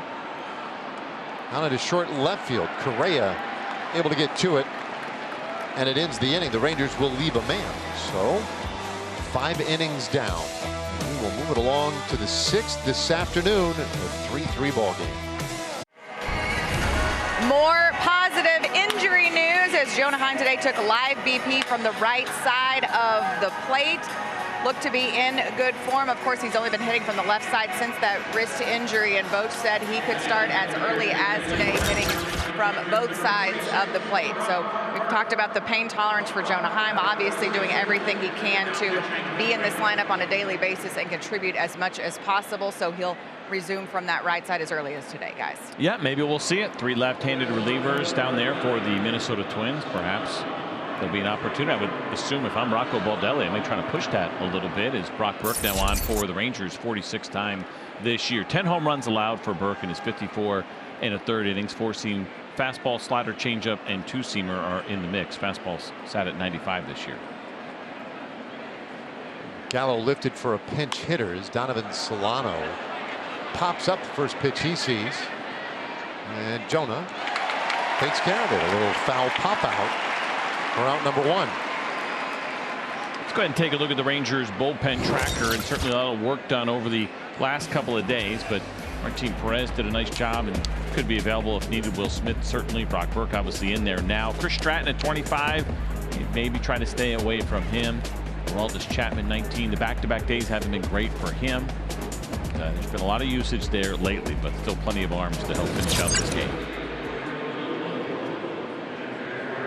While another pinch hitter for the Minnesota Twins, they continue to push the various buttons. Jordan Luplow, a little bat here for Edouard Julien. So Burke fires that first one in for a strike. Nothing surprising about this. We've seen this a lot with the Minnesota Twins.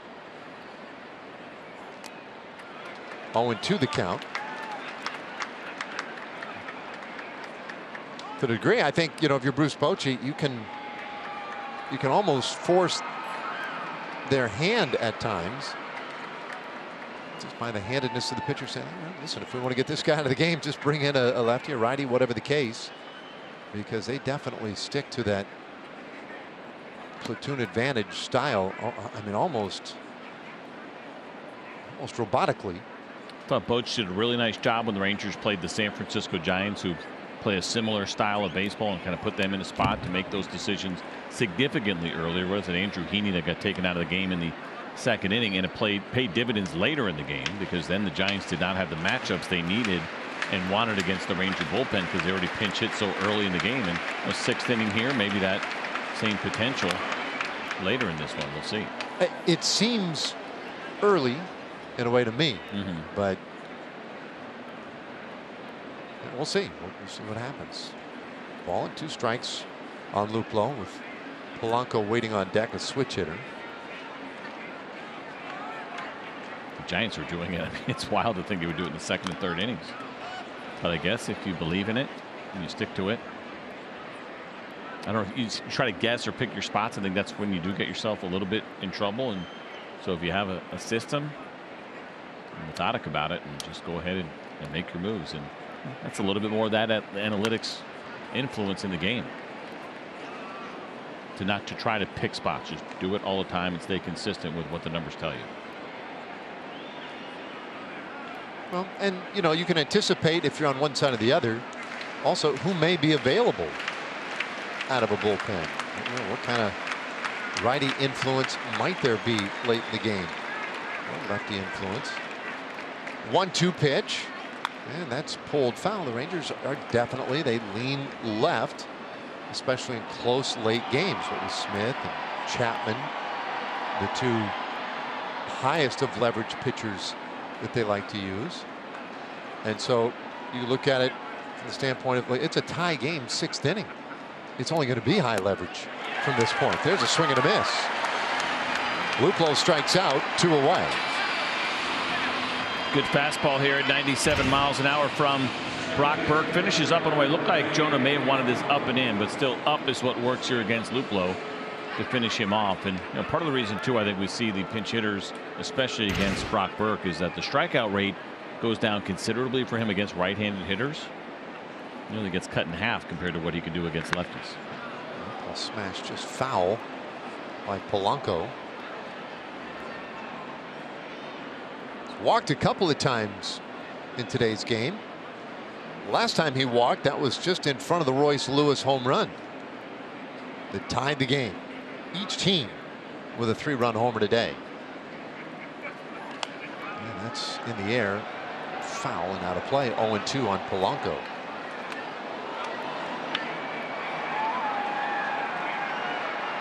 Twins have won the first 2 games of this series. They're in a divisional race with a 5-game lead over Cleveland. Cleveland really bolstered their team with some waiver claims this last week, and they still haven't given up hope of making a push. The 0-2 fouled off. Rangers will have a little say in this Central Division as well, because they still have games left in Cleveland.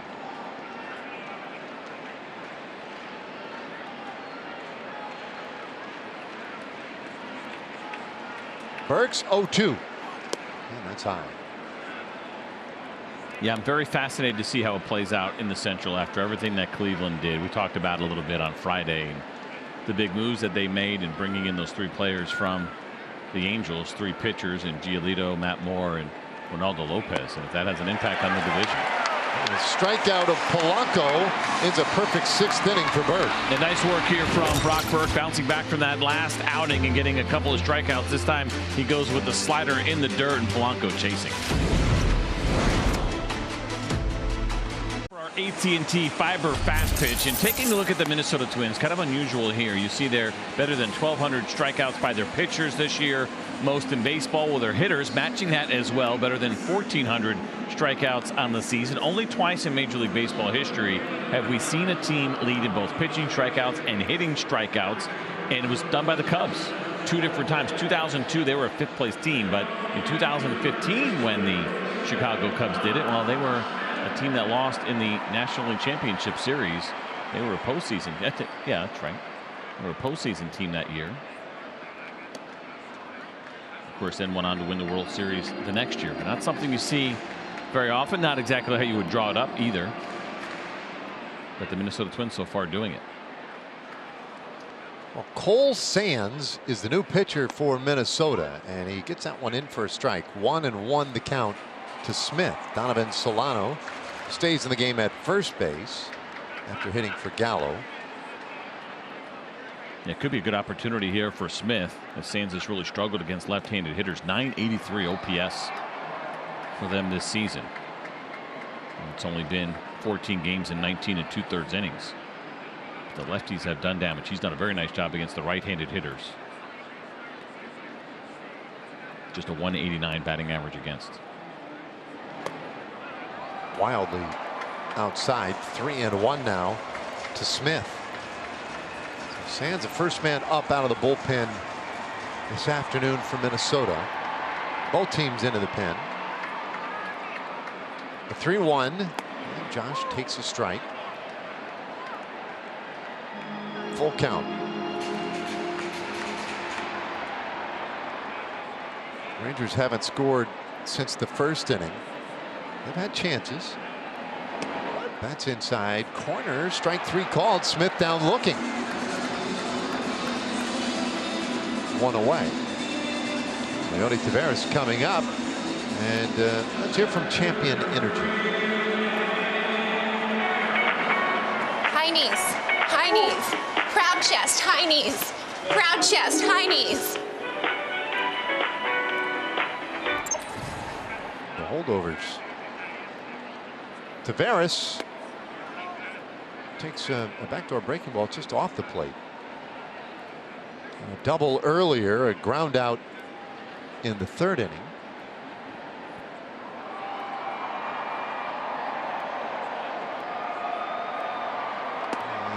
Screwed off the plate from that one. 2-0. So it looks like that fastball's got a little cut on it today for Sands. The pitch that Josh Smith struck out on, he probably thought that was going to keep coming, and it just barely caught the inside corner. But a pitch that is coming inside to these lefties. You can see it there once again, which, you know, more often than not, it's kind of a favorable kind of fastball. I mentioned that he struggled against left-handers, and you can see maybe why, at least on the heater.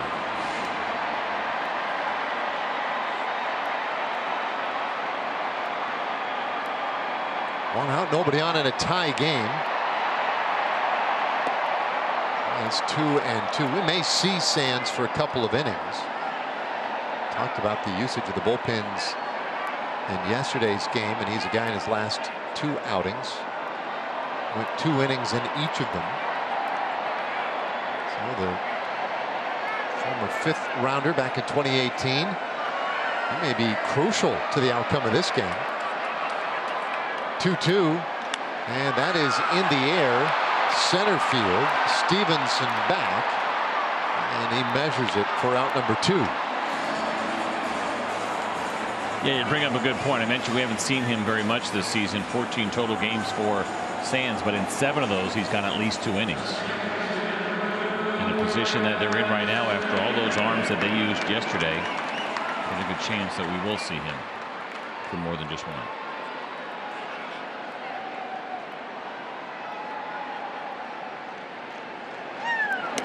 Semien takes upstairs here for a ball. 2 out, nobody on base. Marcus has a hit in today's game, 1 for 3. And that is in there for a strike, 1-1.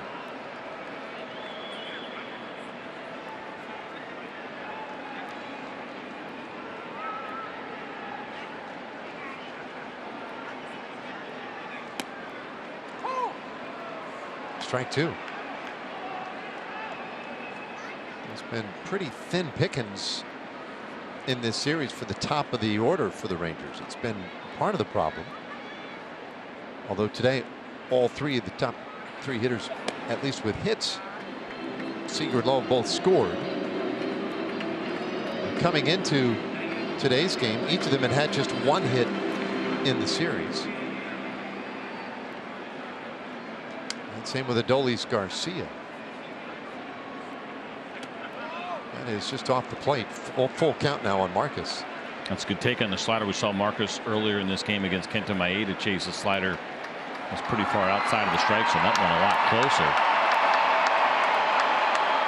3-2, and he draws the walk. Well, that's a big walk. Not only do you have Marcus on base, but you get Seager to the plate with a man on. And the matchup you want here, left-handed hitter against Sands, as you mentioned. 3 home runs allowed this year, all of them off the bats of left-handed hitters.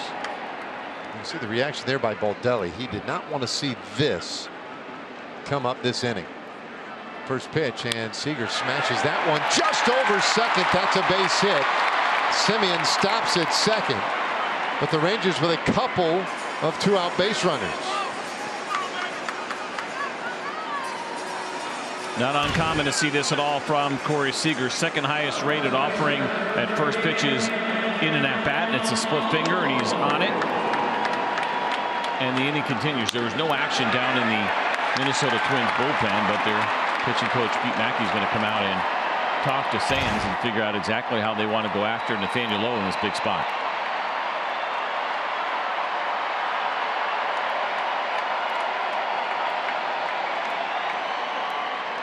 Well, Sands, I don't think I would enjoy this at all. Sorry.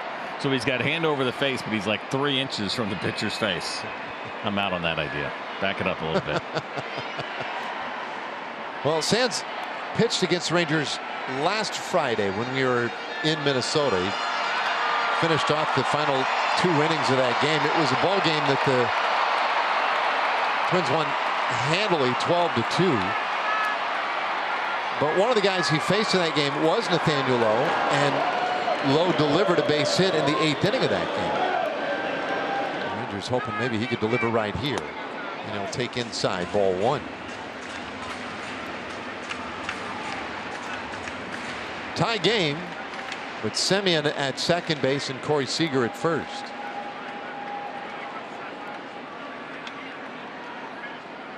The 1-0. Fouled away.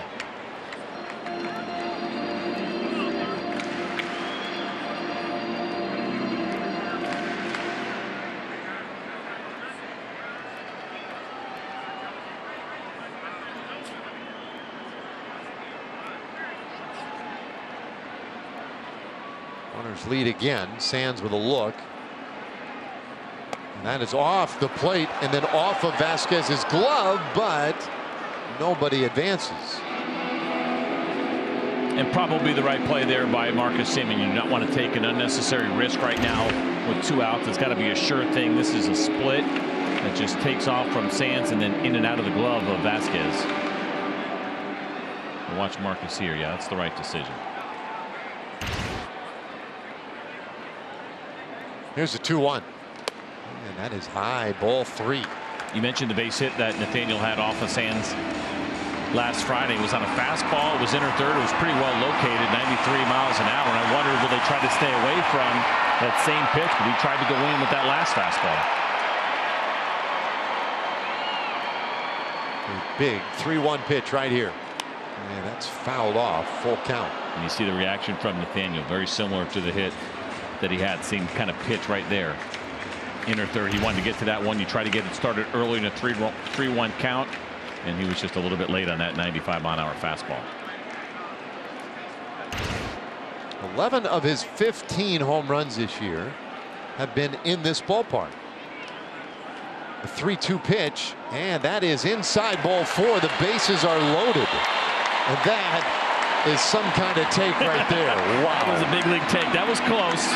But Manny Gonzalez saw it outside of the strike zone. I think he had it right, but this is certainly at least a little bit close. Now maybe Vasquez made it look better than it was. That'll work, and what a great time for Adolis Garcia to potentially break out of this. I got to believe he's going to be seeing those fastballs in the upper third of the zone and above it. First pitch. And he swings right to strike 1. And that has been the trouble spot for him. Rangers have stranded 5. 4 of them in scoring position since that first inning. They have the bases loaded here, but 2 out. Garcia in a hole, 0-2. Numbers with the bases loaded. And he has forever as a Ranger, dating back to the first couple of times we ever saw Garcia in a Rangers uniform. He has been the guy in the big moment. Didn't get a lot bigger than this. 2-strike pitch. And he stays alive. Semien just 90 feet away with the go-ahead run. Seager out there in scoring position at second. Nathaniel Lowe with that walk just a moment ago has him loaded.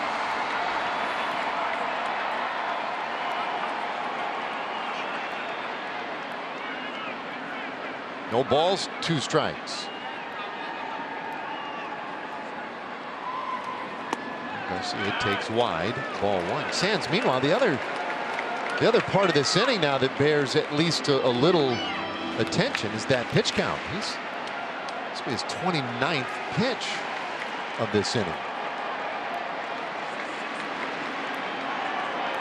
1-2 pitch. And that's fouled back right below us. Well, so far Garcia's done a much better job at least fouling off those high fastballs. Again, we know that has been the issue for him lately. And now what you're just kind of hoping with Sands is that he tries to elevate one here but makes a mistake in the middle of the plate so Garcia can give it a ride. Here it comes. Oh my! All the way to the backstop. Here comes Semien. He scores! A wild pitch has the Rangers back in front 4-3. Well, this was the split, and we've seen a couple of these go really wild on Sands to the arm side. Now, it usually had been against the left-handed hitters that he has faced, but somewhat similar. Look at this. That is a split finger there. And there's a good look at the grip that ends up behind Adolis Garcia.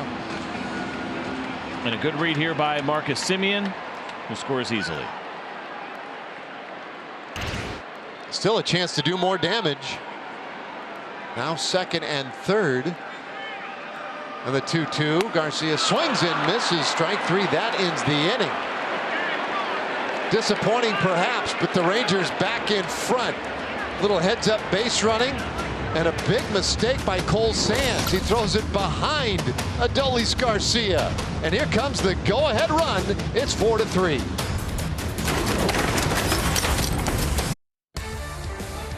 Rangers baseball on Bally Sports is brought to you by Baylor Scott & White Health, changing healthcare for the better, and by Choctaw Casinos and Resorts. Well, the Rangers back in front with a 4-3 lead. And now the 7th inning. This one lined up the middle, a base hit for Lewis. Royce Lewis has had a big day. The 3-run homer in the 5th inning. Now this leadoff single. He jumps out a first pitch changeup. Good look at the grip there, but look at the location. Right in the middle of the plate, slightly elevated there from Brock Burke. Not where he wants to throw that changeup. Brings up the left-handed hitting Max Kepler. Kepler 0 for 3 so far today. A couple of strikeouts and a pop out. And he swings right through a fastball for strike 1. Burke was perfect in the 6th inning. Back out now in the 7th, working with a lead. And that's low. 2 balls, no strikes on Kepler.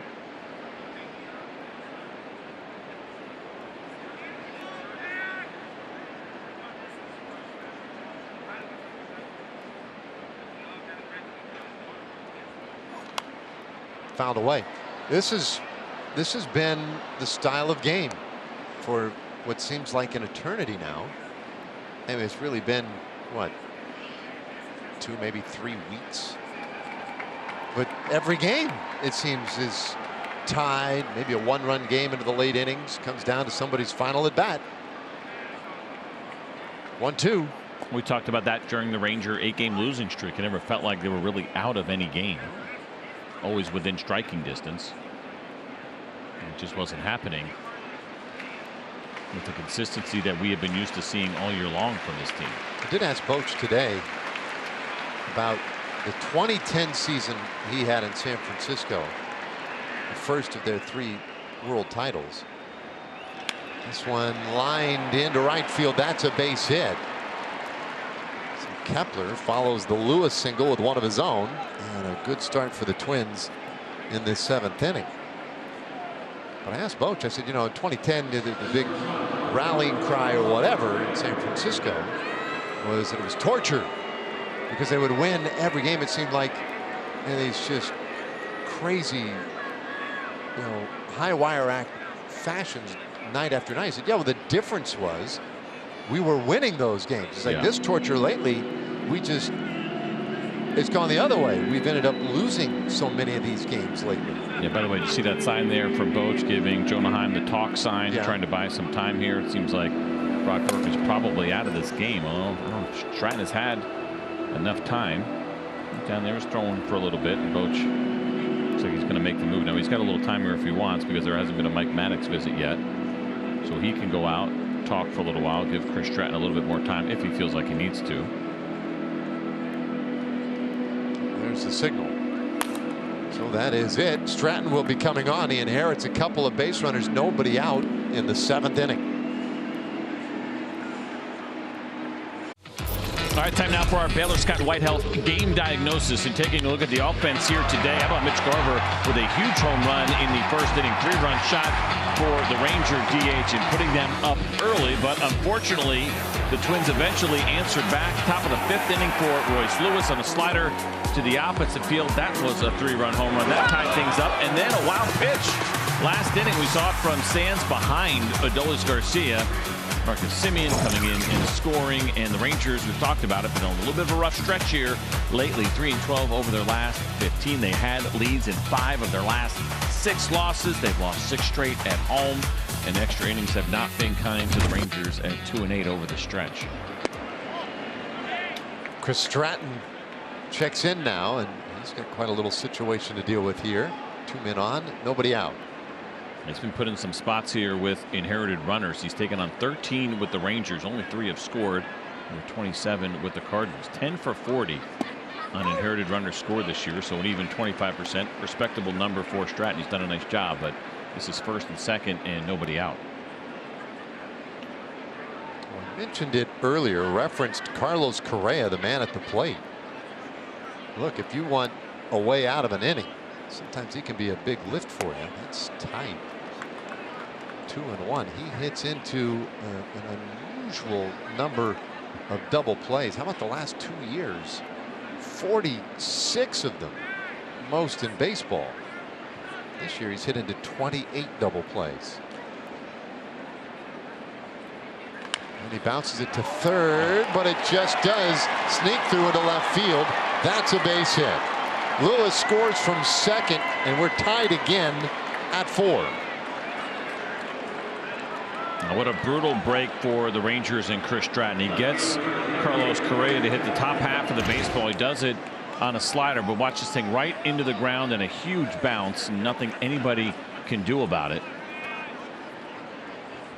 And into left field for an RBI single. That is really frustrating. I will tell you, as a pitcher, you're on the mound in that spot, and you get that kind of weak contact. You see the spots that weak contact, you hit it hard, but right into the ground. It feels like it should be an out. So instead, a run scores. Matt Wallner, the batter, walked in single today, also struck out. Stratton a little bit high with that one. How about this guy?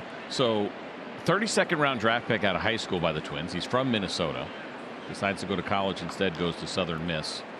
He dropped 7 rounds, but picked up again by the Minnesota Twins in the 39th round. In a round that does not exist anymore by a long shot, right? I mean, we are now down to 20 rounds in the amateur draft. But that had to be hard, right? Coming out of high school, a kid from Minnesota, even though it was so late, 32nd round back in 2016, didn't sign, go to college, and the Twins take you again, but 3 rounds later. That should be 7 rounds later. No, I read that completely wrong, Dave. Gosh darn it. Take your time. He was the 39th pick in the 1st round. He wasn't taken in the 39th round. Clean it up. That was a good choice for him not to sign out of high school. He did it right. Now let's see him strike out. Stratton's 2-2. The Rangers, with some consistency, have gone to that location with him, trying to finish him off up and in. We saw the same thing with John Gray. Did a nice job locating that fastball, if you remember, in his second at bat when he punched him out on 97. Now the payoff, and a bouncer down the first base side, foul.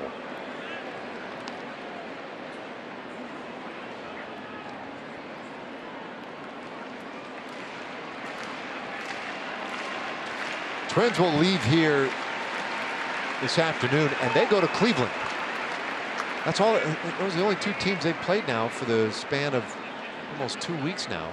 Rangers, Guardians, Rangers, Guardians. It's just back and forth they go. Weird scheduling for Minnesota. 3-2 pitch, and it's in the air. Back of third base, heading into foul ground, and Smith has plenty of time. There's the first out of the inning. An infield fly on that one too, right? Oh yeah, indeed. Which I always found unusual in foul territory. The foul, I'm with you on that. I was thinking about that the other day because it happened to us in New York. Same thing, except on the first base side. And I remember thinking to myself, well, foul territory. How could a team really take advantage of that if you let it drop? Bouncer first. Nice play by Lowe. And he takes care of Stevenson for the second out of the inning. It's a good job here by Nathaniel. You want to make sure you get at least one. You see the ball on the ground and you're first thinking, can we get two out of this? But this is a tough play. Going to his left. Make sure you go ahead and get at least that one and give Stratton an opportunity and potentially get out of this inning, which would be pretty incredible. Remember, first and second, nobody out for him, and now he's 1 out away from just that 1-run scoring.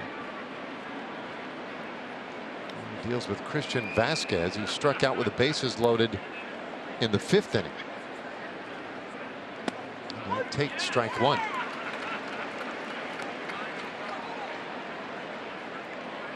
Vasquez, in fact, today has already stranded 6 base runners in an 0 for 3 day.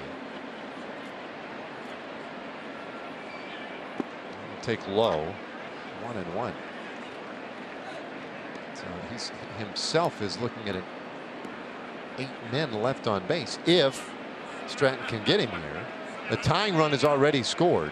Kepler would be the go-ahead run. He's at third base, and Correa at second. The 1-1 pitch, and that is downstairs.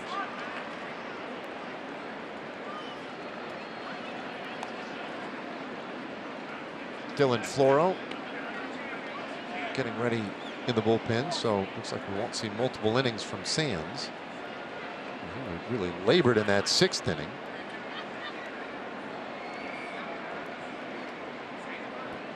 Here's a 2-1 and a little tapper toward first.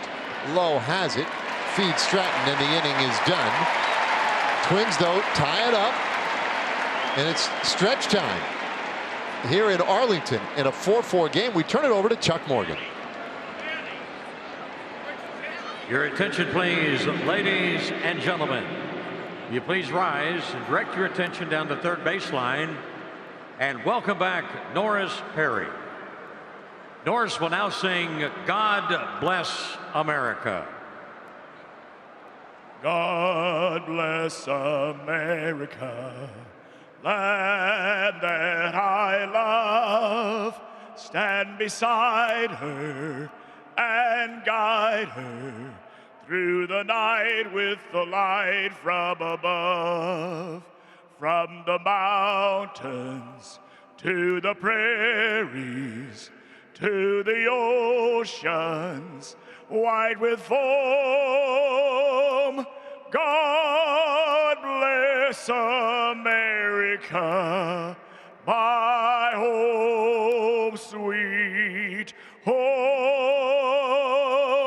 God bless America, my home, sweet home.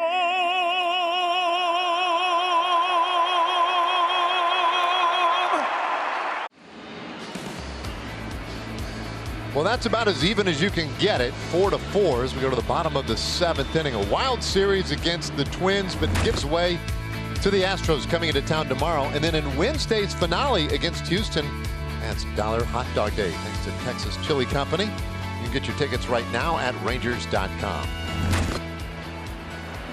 All tied up, and now the Twins killer, Mitch Garver, will lead it off here. He takes a strike. Garver 3 for 3 today, a 3-run homer in the first inning, a couple of singles since then. And Sands does come back out this inning.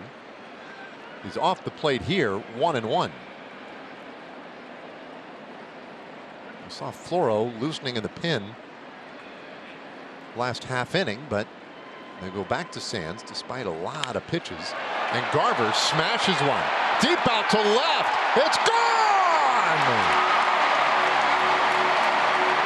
Second home run of the game, and it puts the Rangers back in front. It's 5-4.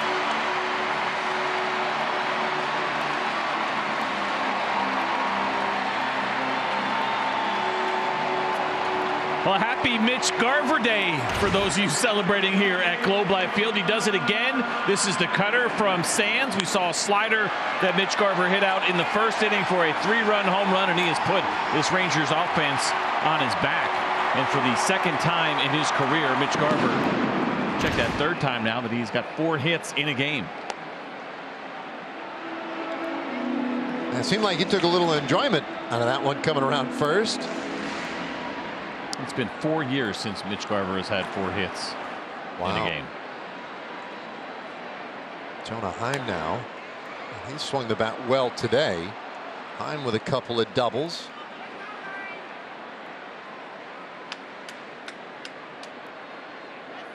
Now the 9th time in his career in which he has had 2 home runs in a game for Mitch Garver. 1-1 pitch. That's high. Well, you wonder the way Garver has been swinging it lately, and he has been red hot. And with the struggles of Adolis Garcia, if you might see a little shakeup in the lineup for this Houston series, maybe you put Garver up in the cleanup spot. I think it's not a bad idea. He's swinging a hot bat right now. I think Adolis maybe could use a little bit of that mental break, take some of the pressure off of him, even though he is a guy that is so good in big spots. And he's got 4 strikeouts here this afternoon. That's only the second time that's ever happened for Adolis Garcia in a game. It's been 2 years since we had seen it the first time. And it's not just the strikeouts, but we can see him pressing, we can see him chasing, and Mitch Garver is on fire right now. And so yeah, maybe a little bit of a swap there. We'll see.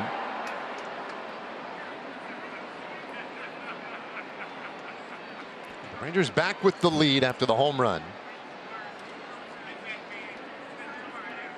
On a payoff pitch to Jonah.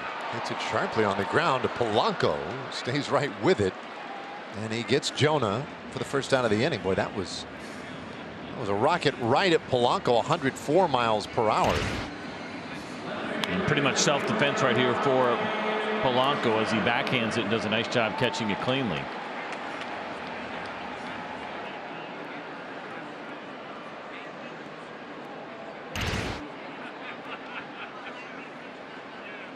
So Robbie Grossman, the batter. And Robbie takes inside. 5 runs, 11 hits for the Rangers. 4 runs on 10 hits so far today from Minnesota. And we are into the late innings, but still a little bit of time here. That's a strike. Call that a strike? Yeah. I think we'll add that one probably to the list. We showed it earlier. The Rangers have the second most pitches called strikes outside of the strike zone this season. 460 coming into today. And that's according to MLB Advanced Media. Those are the numbers that they use. Baseball Savant. I mean, look at that one right there. Clearly looks to be outside of the strike zone.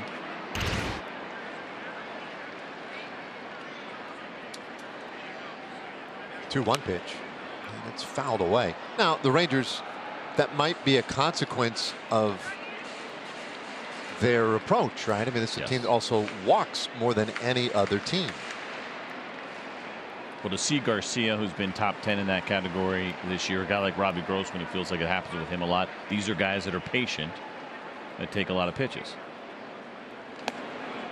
A swing and a miss, strike 3. Grossman is the second out of the inning. We have time now for Choctaw Casinos and Resorts. Fun, games, relaxation, or excitement. We've got all your bases covered at Choctaw Casinos and Resorts. Josh Smith takes a big curveball for a strike here. Josh 0 for 3, a fly out, a ground out, and a strikeout for Smith.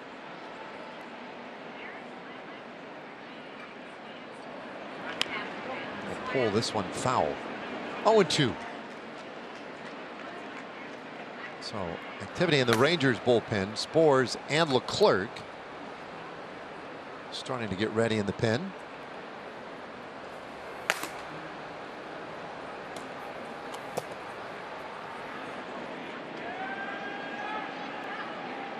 Some tired bullpens here lately. I think that's true for most teams this time of year. We've seen a lot of usage certainly yesterday in this series. 2-strike pitch, and Smith stays alive.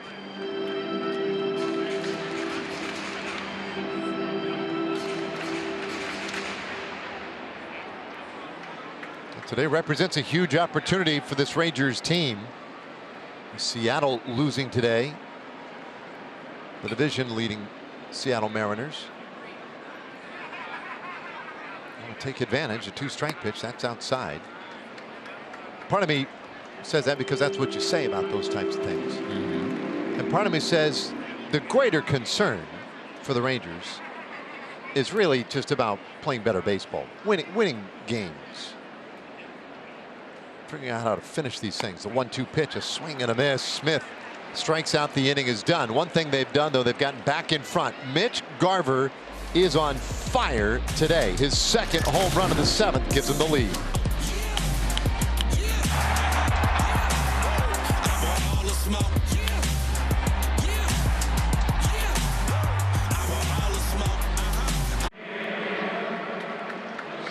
Well, we've played 7. The Rangers have the 5-4 lead. Travis Jankowski takes over in left field now for the 8th inning.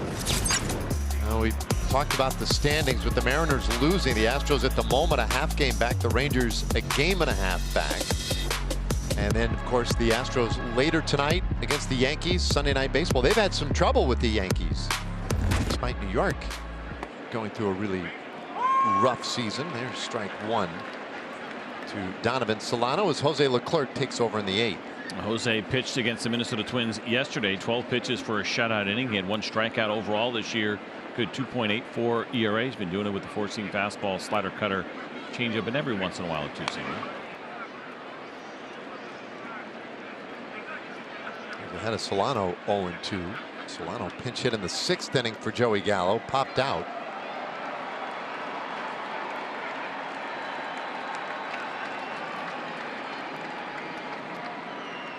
Two-strike pitch. And that's way off the plate.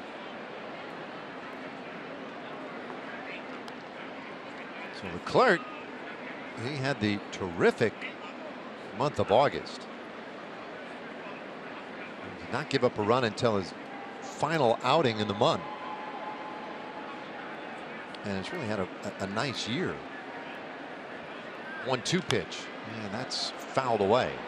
That kind of sneaky good, right? I think with Jose, some struggles there early on. You mentioned how well he has bounced back. And how about this? His slider now, 2nd lowest batting average against his slider in baseball for pitchers that have thrown at least 200 sliders this season at 0.82.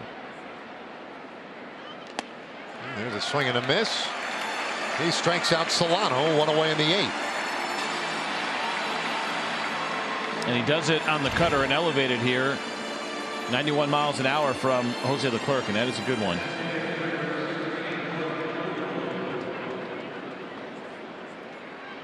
So a big strikeout. So key to get that first man. And now Luplow. Leclerc deals low, ball one. That is the slider there. Luplow also pinch hit in the 6th for Edouard Julien. He struck out. He lifts this down the right side, foul, 1-1.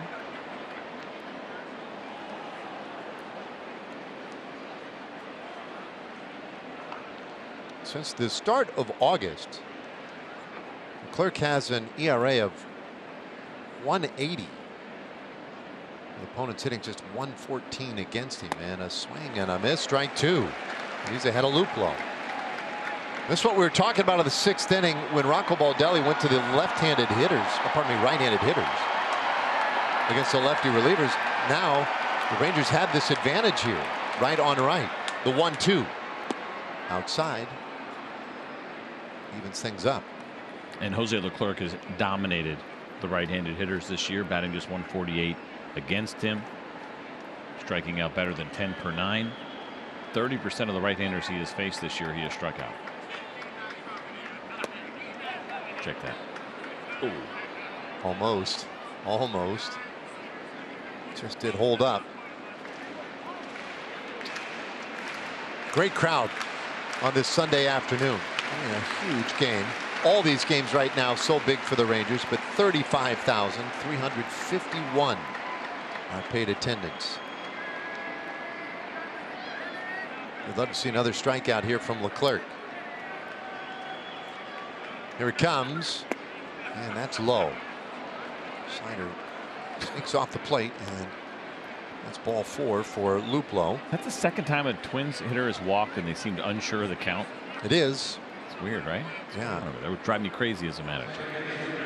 Polanco is the other one, I believe. Here is Polanco, by the way. That's the one thing, right? That's been the one knock on Jose. We know the walk rate is not where you'd like it to be. Comes into this game with a walk rate of nearly 12%. League average sits around 8.5. This one gets away from Jonah, and that allows Luplow to go to second base. I think that'll be a pass ball. Should be. The ball was in the air. I don't think this ball hit the dirt. Let's take a look. For Jonah, yeah, absolutely. Should be a pass ball. And for Jonah, it's been one area that's kind of creeped up on him here a little bit lately. It's the 7th of the season for Jonah Heim. The plate 2-0. Will Smith getting ready in the Rangers pen now.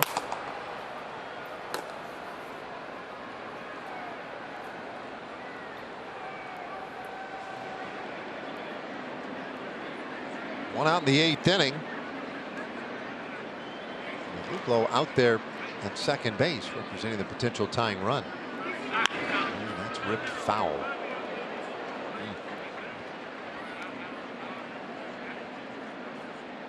7 pass balls for Jonah, now tied for 3rd in baseball.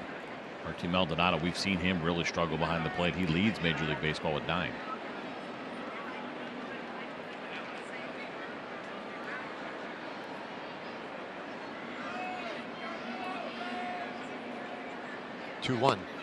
That's a beauty. Evens things up. 2 balls and 2 strikes. And that's a straight change. They put it right at the bottom of the zone. Be curious if you try to go back to back, if you can get that pitch away. Not a bad one. And Jose with a couple of shakes.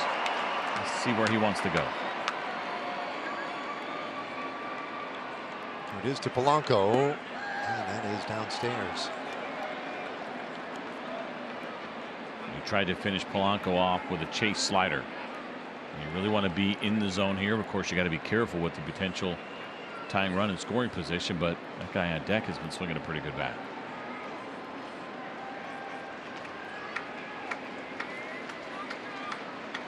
Three-two pitch, and that's low. He's walked another. Back-to-back walks in the 8th inning, and this is part. You mentioned it's part of maybe the one weakness in Leclerc's game this season. A lot of the other aspects have been so good, but it's been just a terrible bugaboo for this bullpen for Mike Maddox, Bruce Bochy, because there's nothing you can do. You can't defend the walks.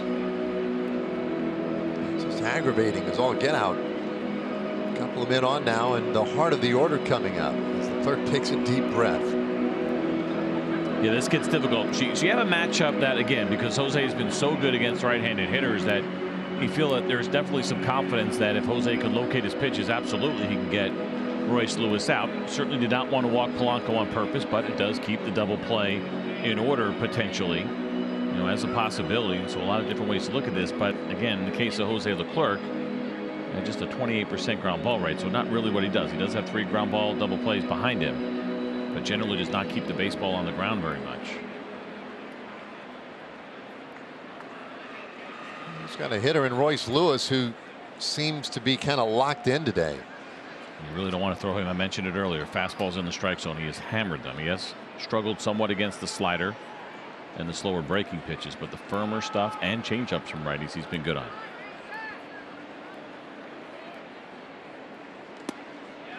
Gives him a fastball over the plate for strike 1. That's big. Get ahead of this guy. 2 for 4 today.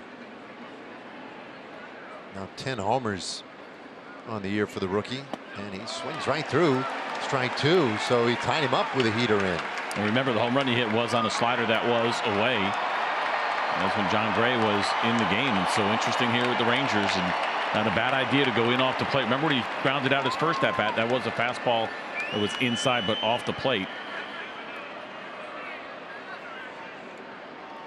Well, a 2-strike offering. And he bounces it foul. Looks like Glenn Otto is enjoying the fun out there. Another right-hander going for the Rangers. Smith at this point should be warm.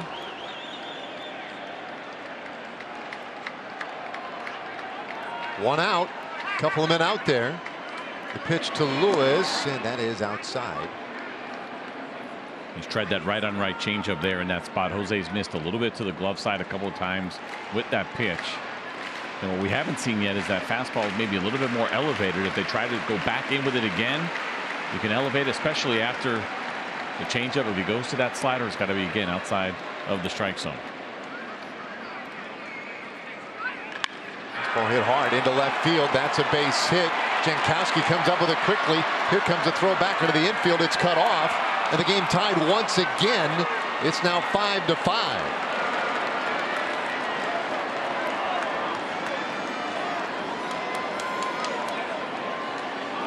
Bruce Bochy is going to ask for some help from that bullpen. The walks come back to bite the Rangers again.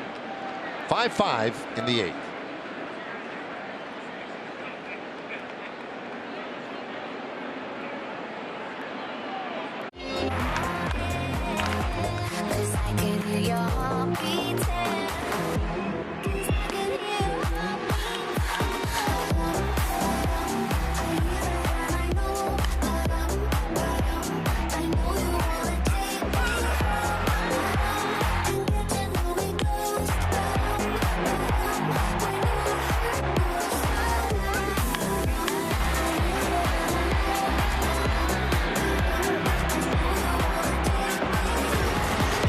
Yeah, well, this has been a back and forth affair today. And once again, we find ourselves tied 5-5 8th inning. Twins have a couple of men on base. Max Kepler coming to the plate, and Will Smith, the newest man out of the bullpen for the Rangers. So you get the left-on-left matchup you're looking for. Of course, Will Smith uses that slider a lot. It's been a great pitch for him this season. Check these numbers overall in his 53 games this year, but none of the pitches that Will Smith throws are particularly strong in yielding ground balls. If you're thinking about a potential ground ball double play, he's gotten a couple this year, but he's a fly ball pitcher.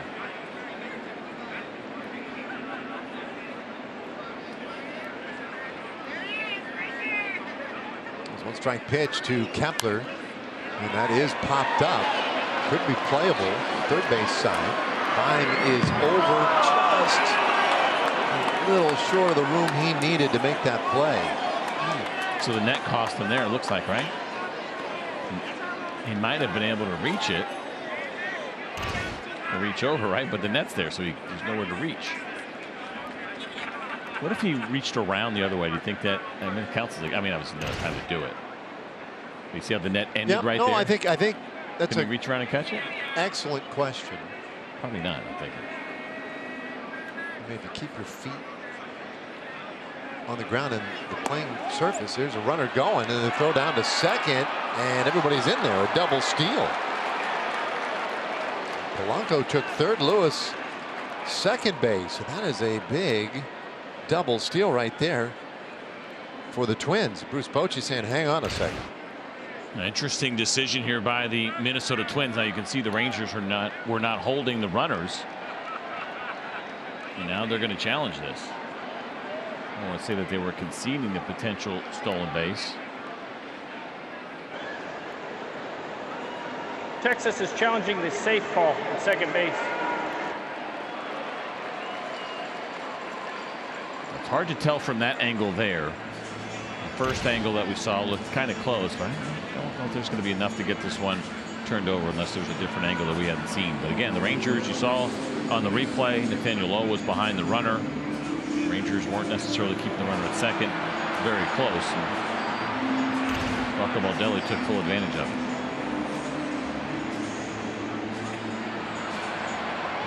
There's a moment where he popped up off the bag and the glove may have been on him. That might be the angle they're looking for. But you know this much, it's worth the gamble if you're the Rangers. It's not like you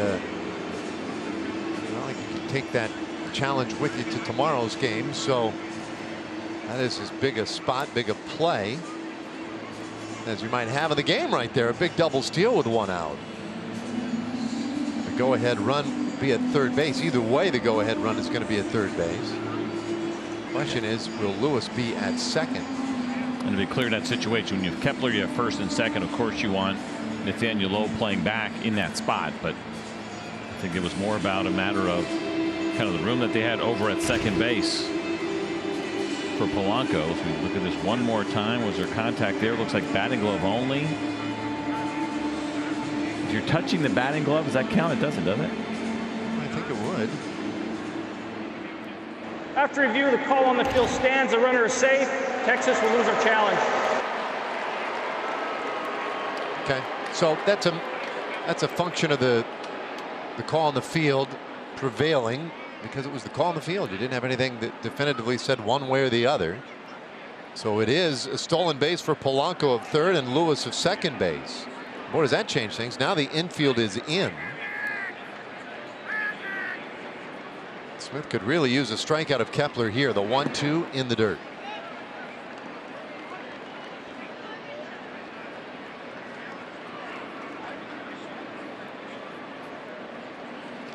Kepler on a base hit the last time up, 1 for 4. We've had 22 hits in this one today. Pitch on the way.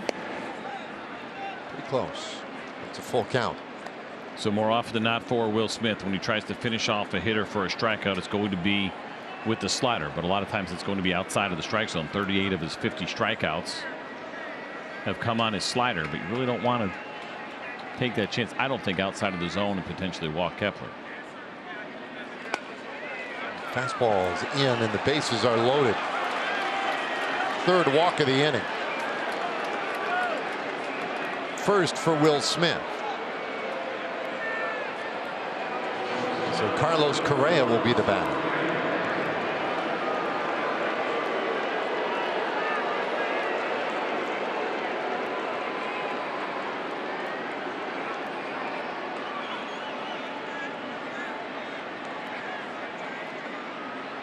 We talk about double plays all the time with Correa. Legend would only grow if he's able to deliver here for a double play. He's had 3 hits in the ball game. His last time up, he hit one on the ground, but it took a kangaroo hop up over third.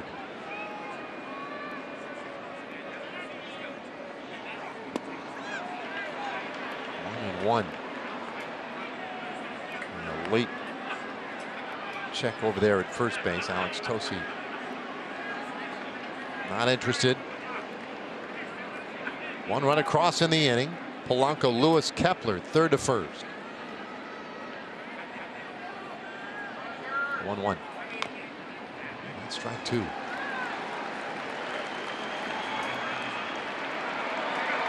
Well, these Rangers fans, they've been patient now for what, like 6 years, waiting for a winning team, a team to restore some past glory and get back into the postseason. They've had such a great run all year. And lately, they've run into a rough patch. And now this crowd today, just as patient as always, hanging in there, hoping for a good development. A 5-5 game. The 1-2. And a bouncer up the middle. That could be two. There's one. There's two. Got him. And the inning is over. Exactly what the Rangers needed in that spot. Not intentionally walking those hitters, but doing a nice job here is Will Smith to take advantage of all those runners on base. Nice, easy ground ball to Marcus Semien for the inning-ending double play.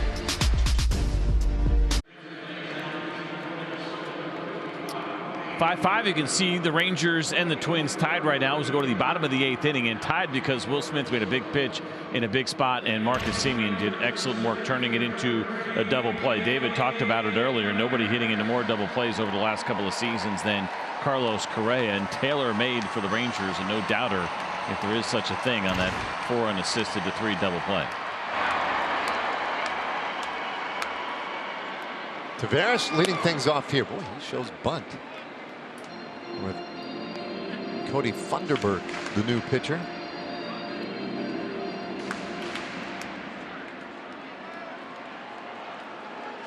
Just the 4th game of the year for this left-hander. 4-seam fastball that sits at 92. Slider and 2-seam to go with it. Line drive out into left field. That's a base hit for Taveras. Had a double earlier today. Has another double here. Thought about 3 for a moment, but he'll hold. Leadoff double in the 8th in a tie game. Certainly good to see from Leote with these couple of doubles, and especially here from the right side against the lefty. And for both of these doubles, at least the triple was a possibility, but I think we're seeing a pretty smart and conservative Leote Taveras in big spots and not trying to take extra chances. As you watch Wallner kind of bobble that ball a little bit in the outfield.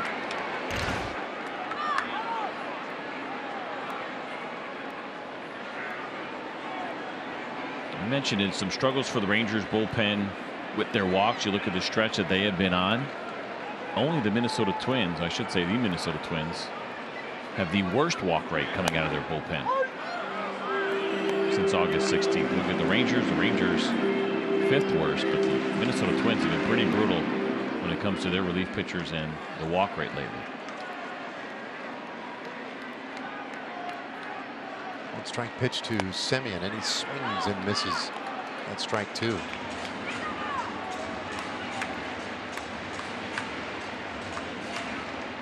can see the Twins infield there shaded to the left. Of course, Lewis pretty much stepping a dive from the line, and Carlos Correa trying to plug the hole. Fly ball out into right field, and that one handled for the first out of the inning. Taveras moves up though. On the deep fly ball out. One away. The go-ahead run is 90 feet away. Yeah, that works. Productive out from Marcus Semien to make sure at least that Leote Taveras gets over to third. And giving an opportunity here for Corey Seager. A little bit of a stumble. Watch this here from Taveras. And he plows right through it. And also forces the Minnesota Twins to bring the infield in, which only makes Corey Seager, who's a great hitter, better. And he'll lay off strike 1.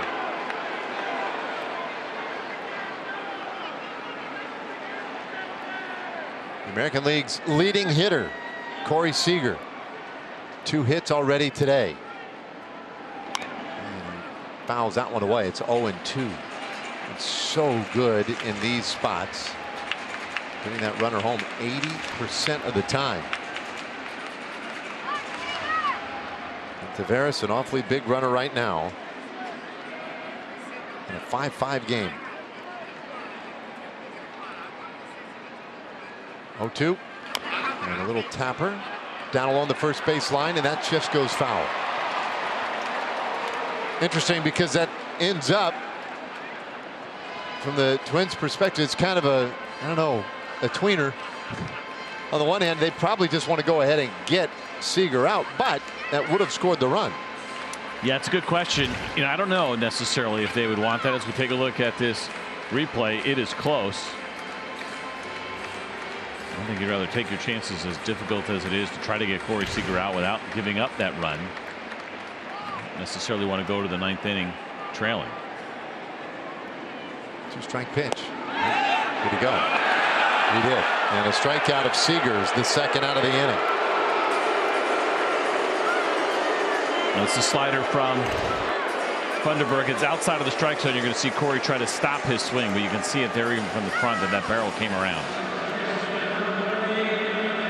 That's close.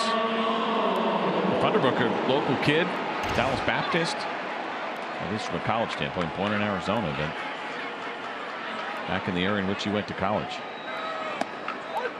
Fires that one in for a strike to Nathaniel Lowe.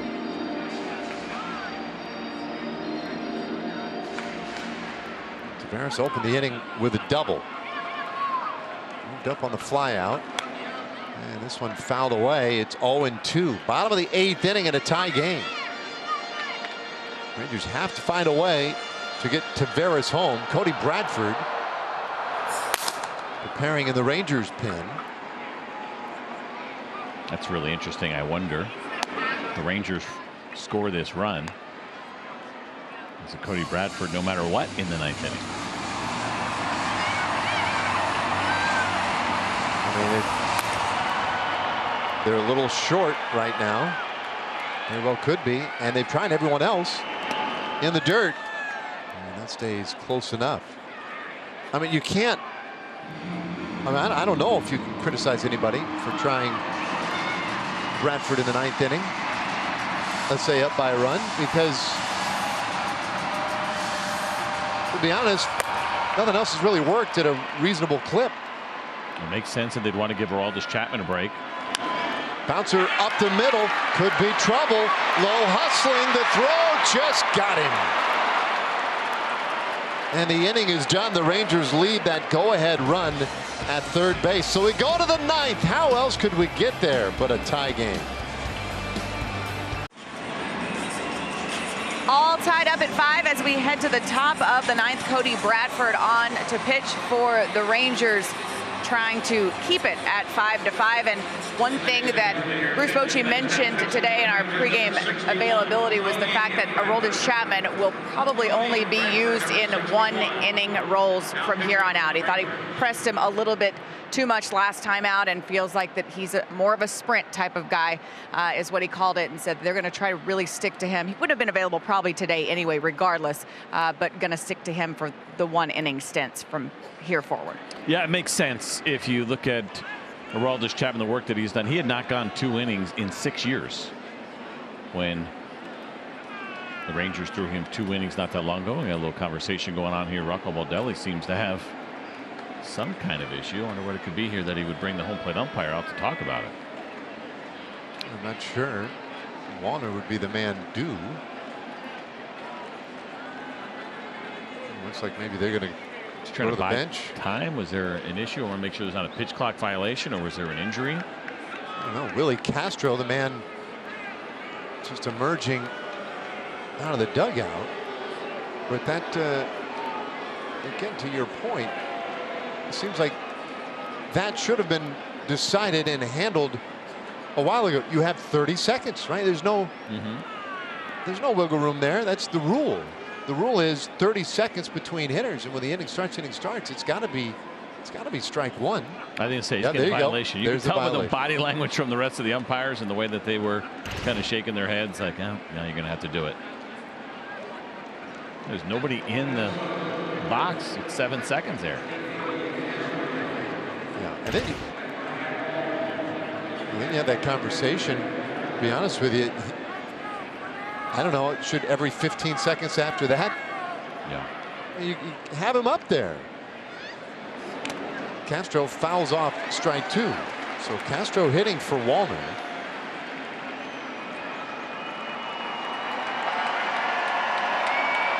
Well, good start for Bradford.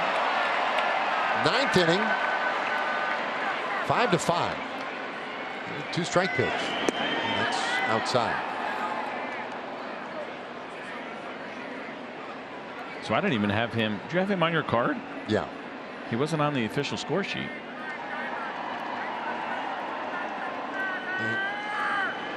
This one fouled away. Yeah, he's on. Who'd they get rid of? What do you mean? Did Michael A. Taylor go on the IL? Oh, Taylor. Yeah, Taylor may have. That's a good question actually. As Taylor came out early yesterday with a hamstring, the 1-2, and that is high. How come you got an accurate scorecard? I don't know. Scorecard has. I don't know. Farmers, Jeffers, Luplow, Solano, and Taylor on the bench. Oh well, that part of it's a little suspect. 2-2, and there is ball 3. I'm getting an announcement now over the in-house PA, maybe covering all of that information. I think it's a direct apology to me or no? Probably. 3-2. Yeah, that's fouled back.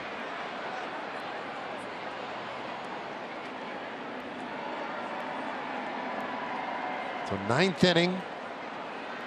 All square, 5 apiece.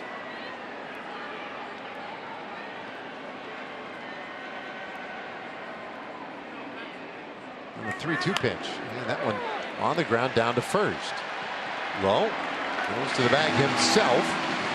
There's the first out of the inning.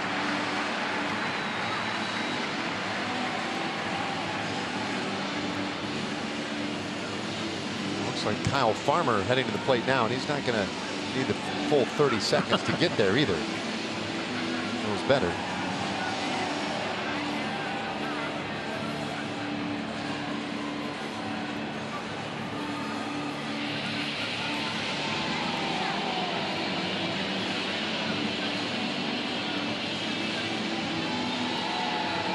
Now the announcement will be made that first you got to get it into that little scorecard if you're Manny Gonzalez. You got that done, and so now here we go. Farmer in there as he hits in this 9th inning. So they're definitely using the bench, and Bradford this one right in there, strike 1. And it's really fun to watch Cody Bradford throw that fastball. He doesn't light up the radar gun, but it plays so well with really good carry. And he does an excellent job locating that fastball, especially when he tries to go in like he is right here to the right-handers. Oh, cutter, slider. 0-2. It's also, you can see it, how long it seems to take him to get down the hill. And then the ball to leave his hand. It just stays with him so long. Here's the 0-2. And that is strike 3 called. Boy, Kyle Farmer, that was a brief visit to the plate.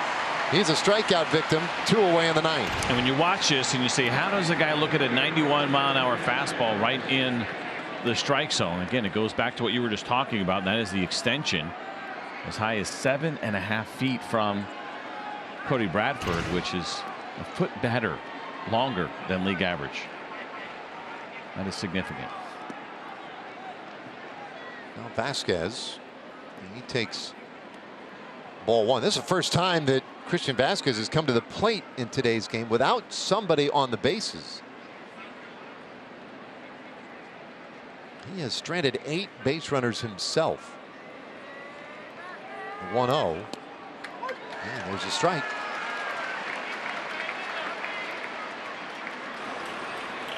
Winder, Josh Winder and Emilio Pagan.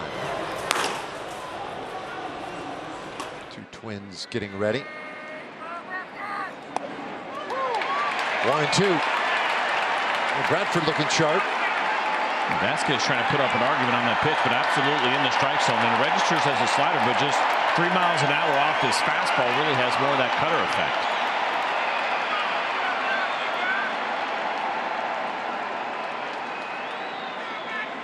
The home crowd will make a little noise if Bradford can make it a 1-2-3 9th inning. Here it comes. And that's in the air, left field. Playable out there for Jankowski. And it is a 1-2-3 ninth inning. Well done, Cody Bradford. Now a chance for redemption for Adolis Garcia. He'll lead it off in the ninth inning of a tie game.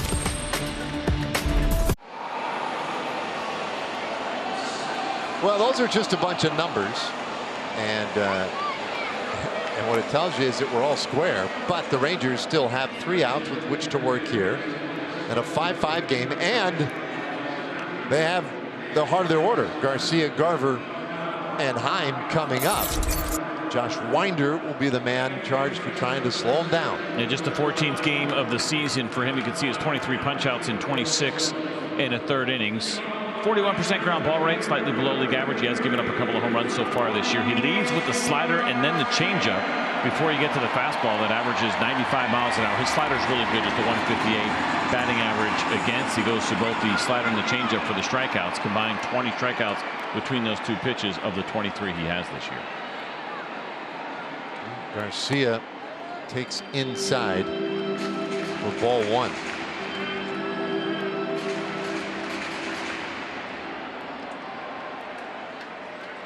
Big opportunity to turn around today for Garcia. He fouls that one back, 1-1. So Kyle Farmer stays in the game in left field. Willie Castro stays in center for Minnesota. 1-1, and Adolis fouls that one away, loses his bat in the process. With some frustration, right? He continues to see those elevated fastballs and just having a difficult time getting to them. Almost identical pitches back to back, forcing fastballs that are trying to go up and in. It almost seemed like he kind of let it go with the backswing there intentionally to some degree, almost out of frustration for Adolis. So Winder tries here. He's going to go way off the plate. It's 2-2. I mentioned it last time. Again, they continue to work him up in the zone. You're just kind of looking for that one mistake, and somebody trying to elevate and leave it over the heart of the plate for Garcia to get to. Adolis hits that one high in the air, deep out to left. A soaring blast, gone!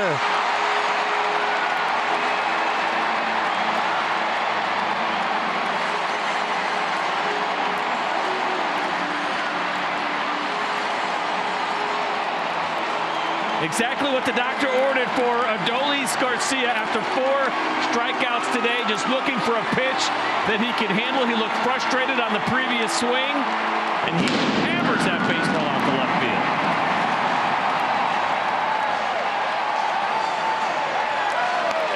A day redeemed for El Bombi, and what a moment for the Texas Rangers. Much needed. A 6-5 walk-off win to salvage a victory in this series. Wow. Perhaps the confidence back for Garcia. We've talked so often about how he loves the big moments. Third time that he has hit a walk-off home run.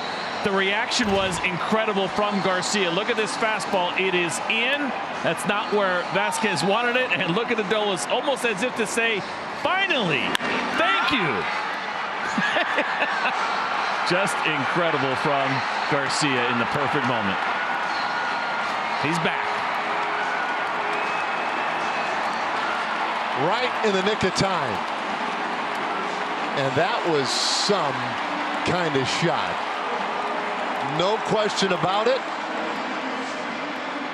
And I can't imagine the relief right now in that clubhouse for a Rangers team that has been to the depths recently. They're not necessarily out of it with one win, but that one's going to go a long way to some confidence in this series with Houston starting tomorrow. Wow. Garcia, the big heroic blast. The guy who got us to this point, though, was Mitch Garver, and he's standing by with Emily Jones. Mitch Garver, we talked today before the game. Got to get out of this. Got to get out of this. You're like, I'm working on it. You worked on it today. How are you feeling at the plate? It's feeling pretty dangerous, honestly.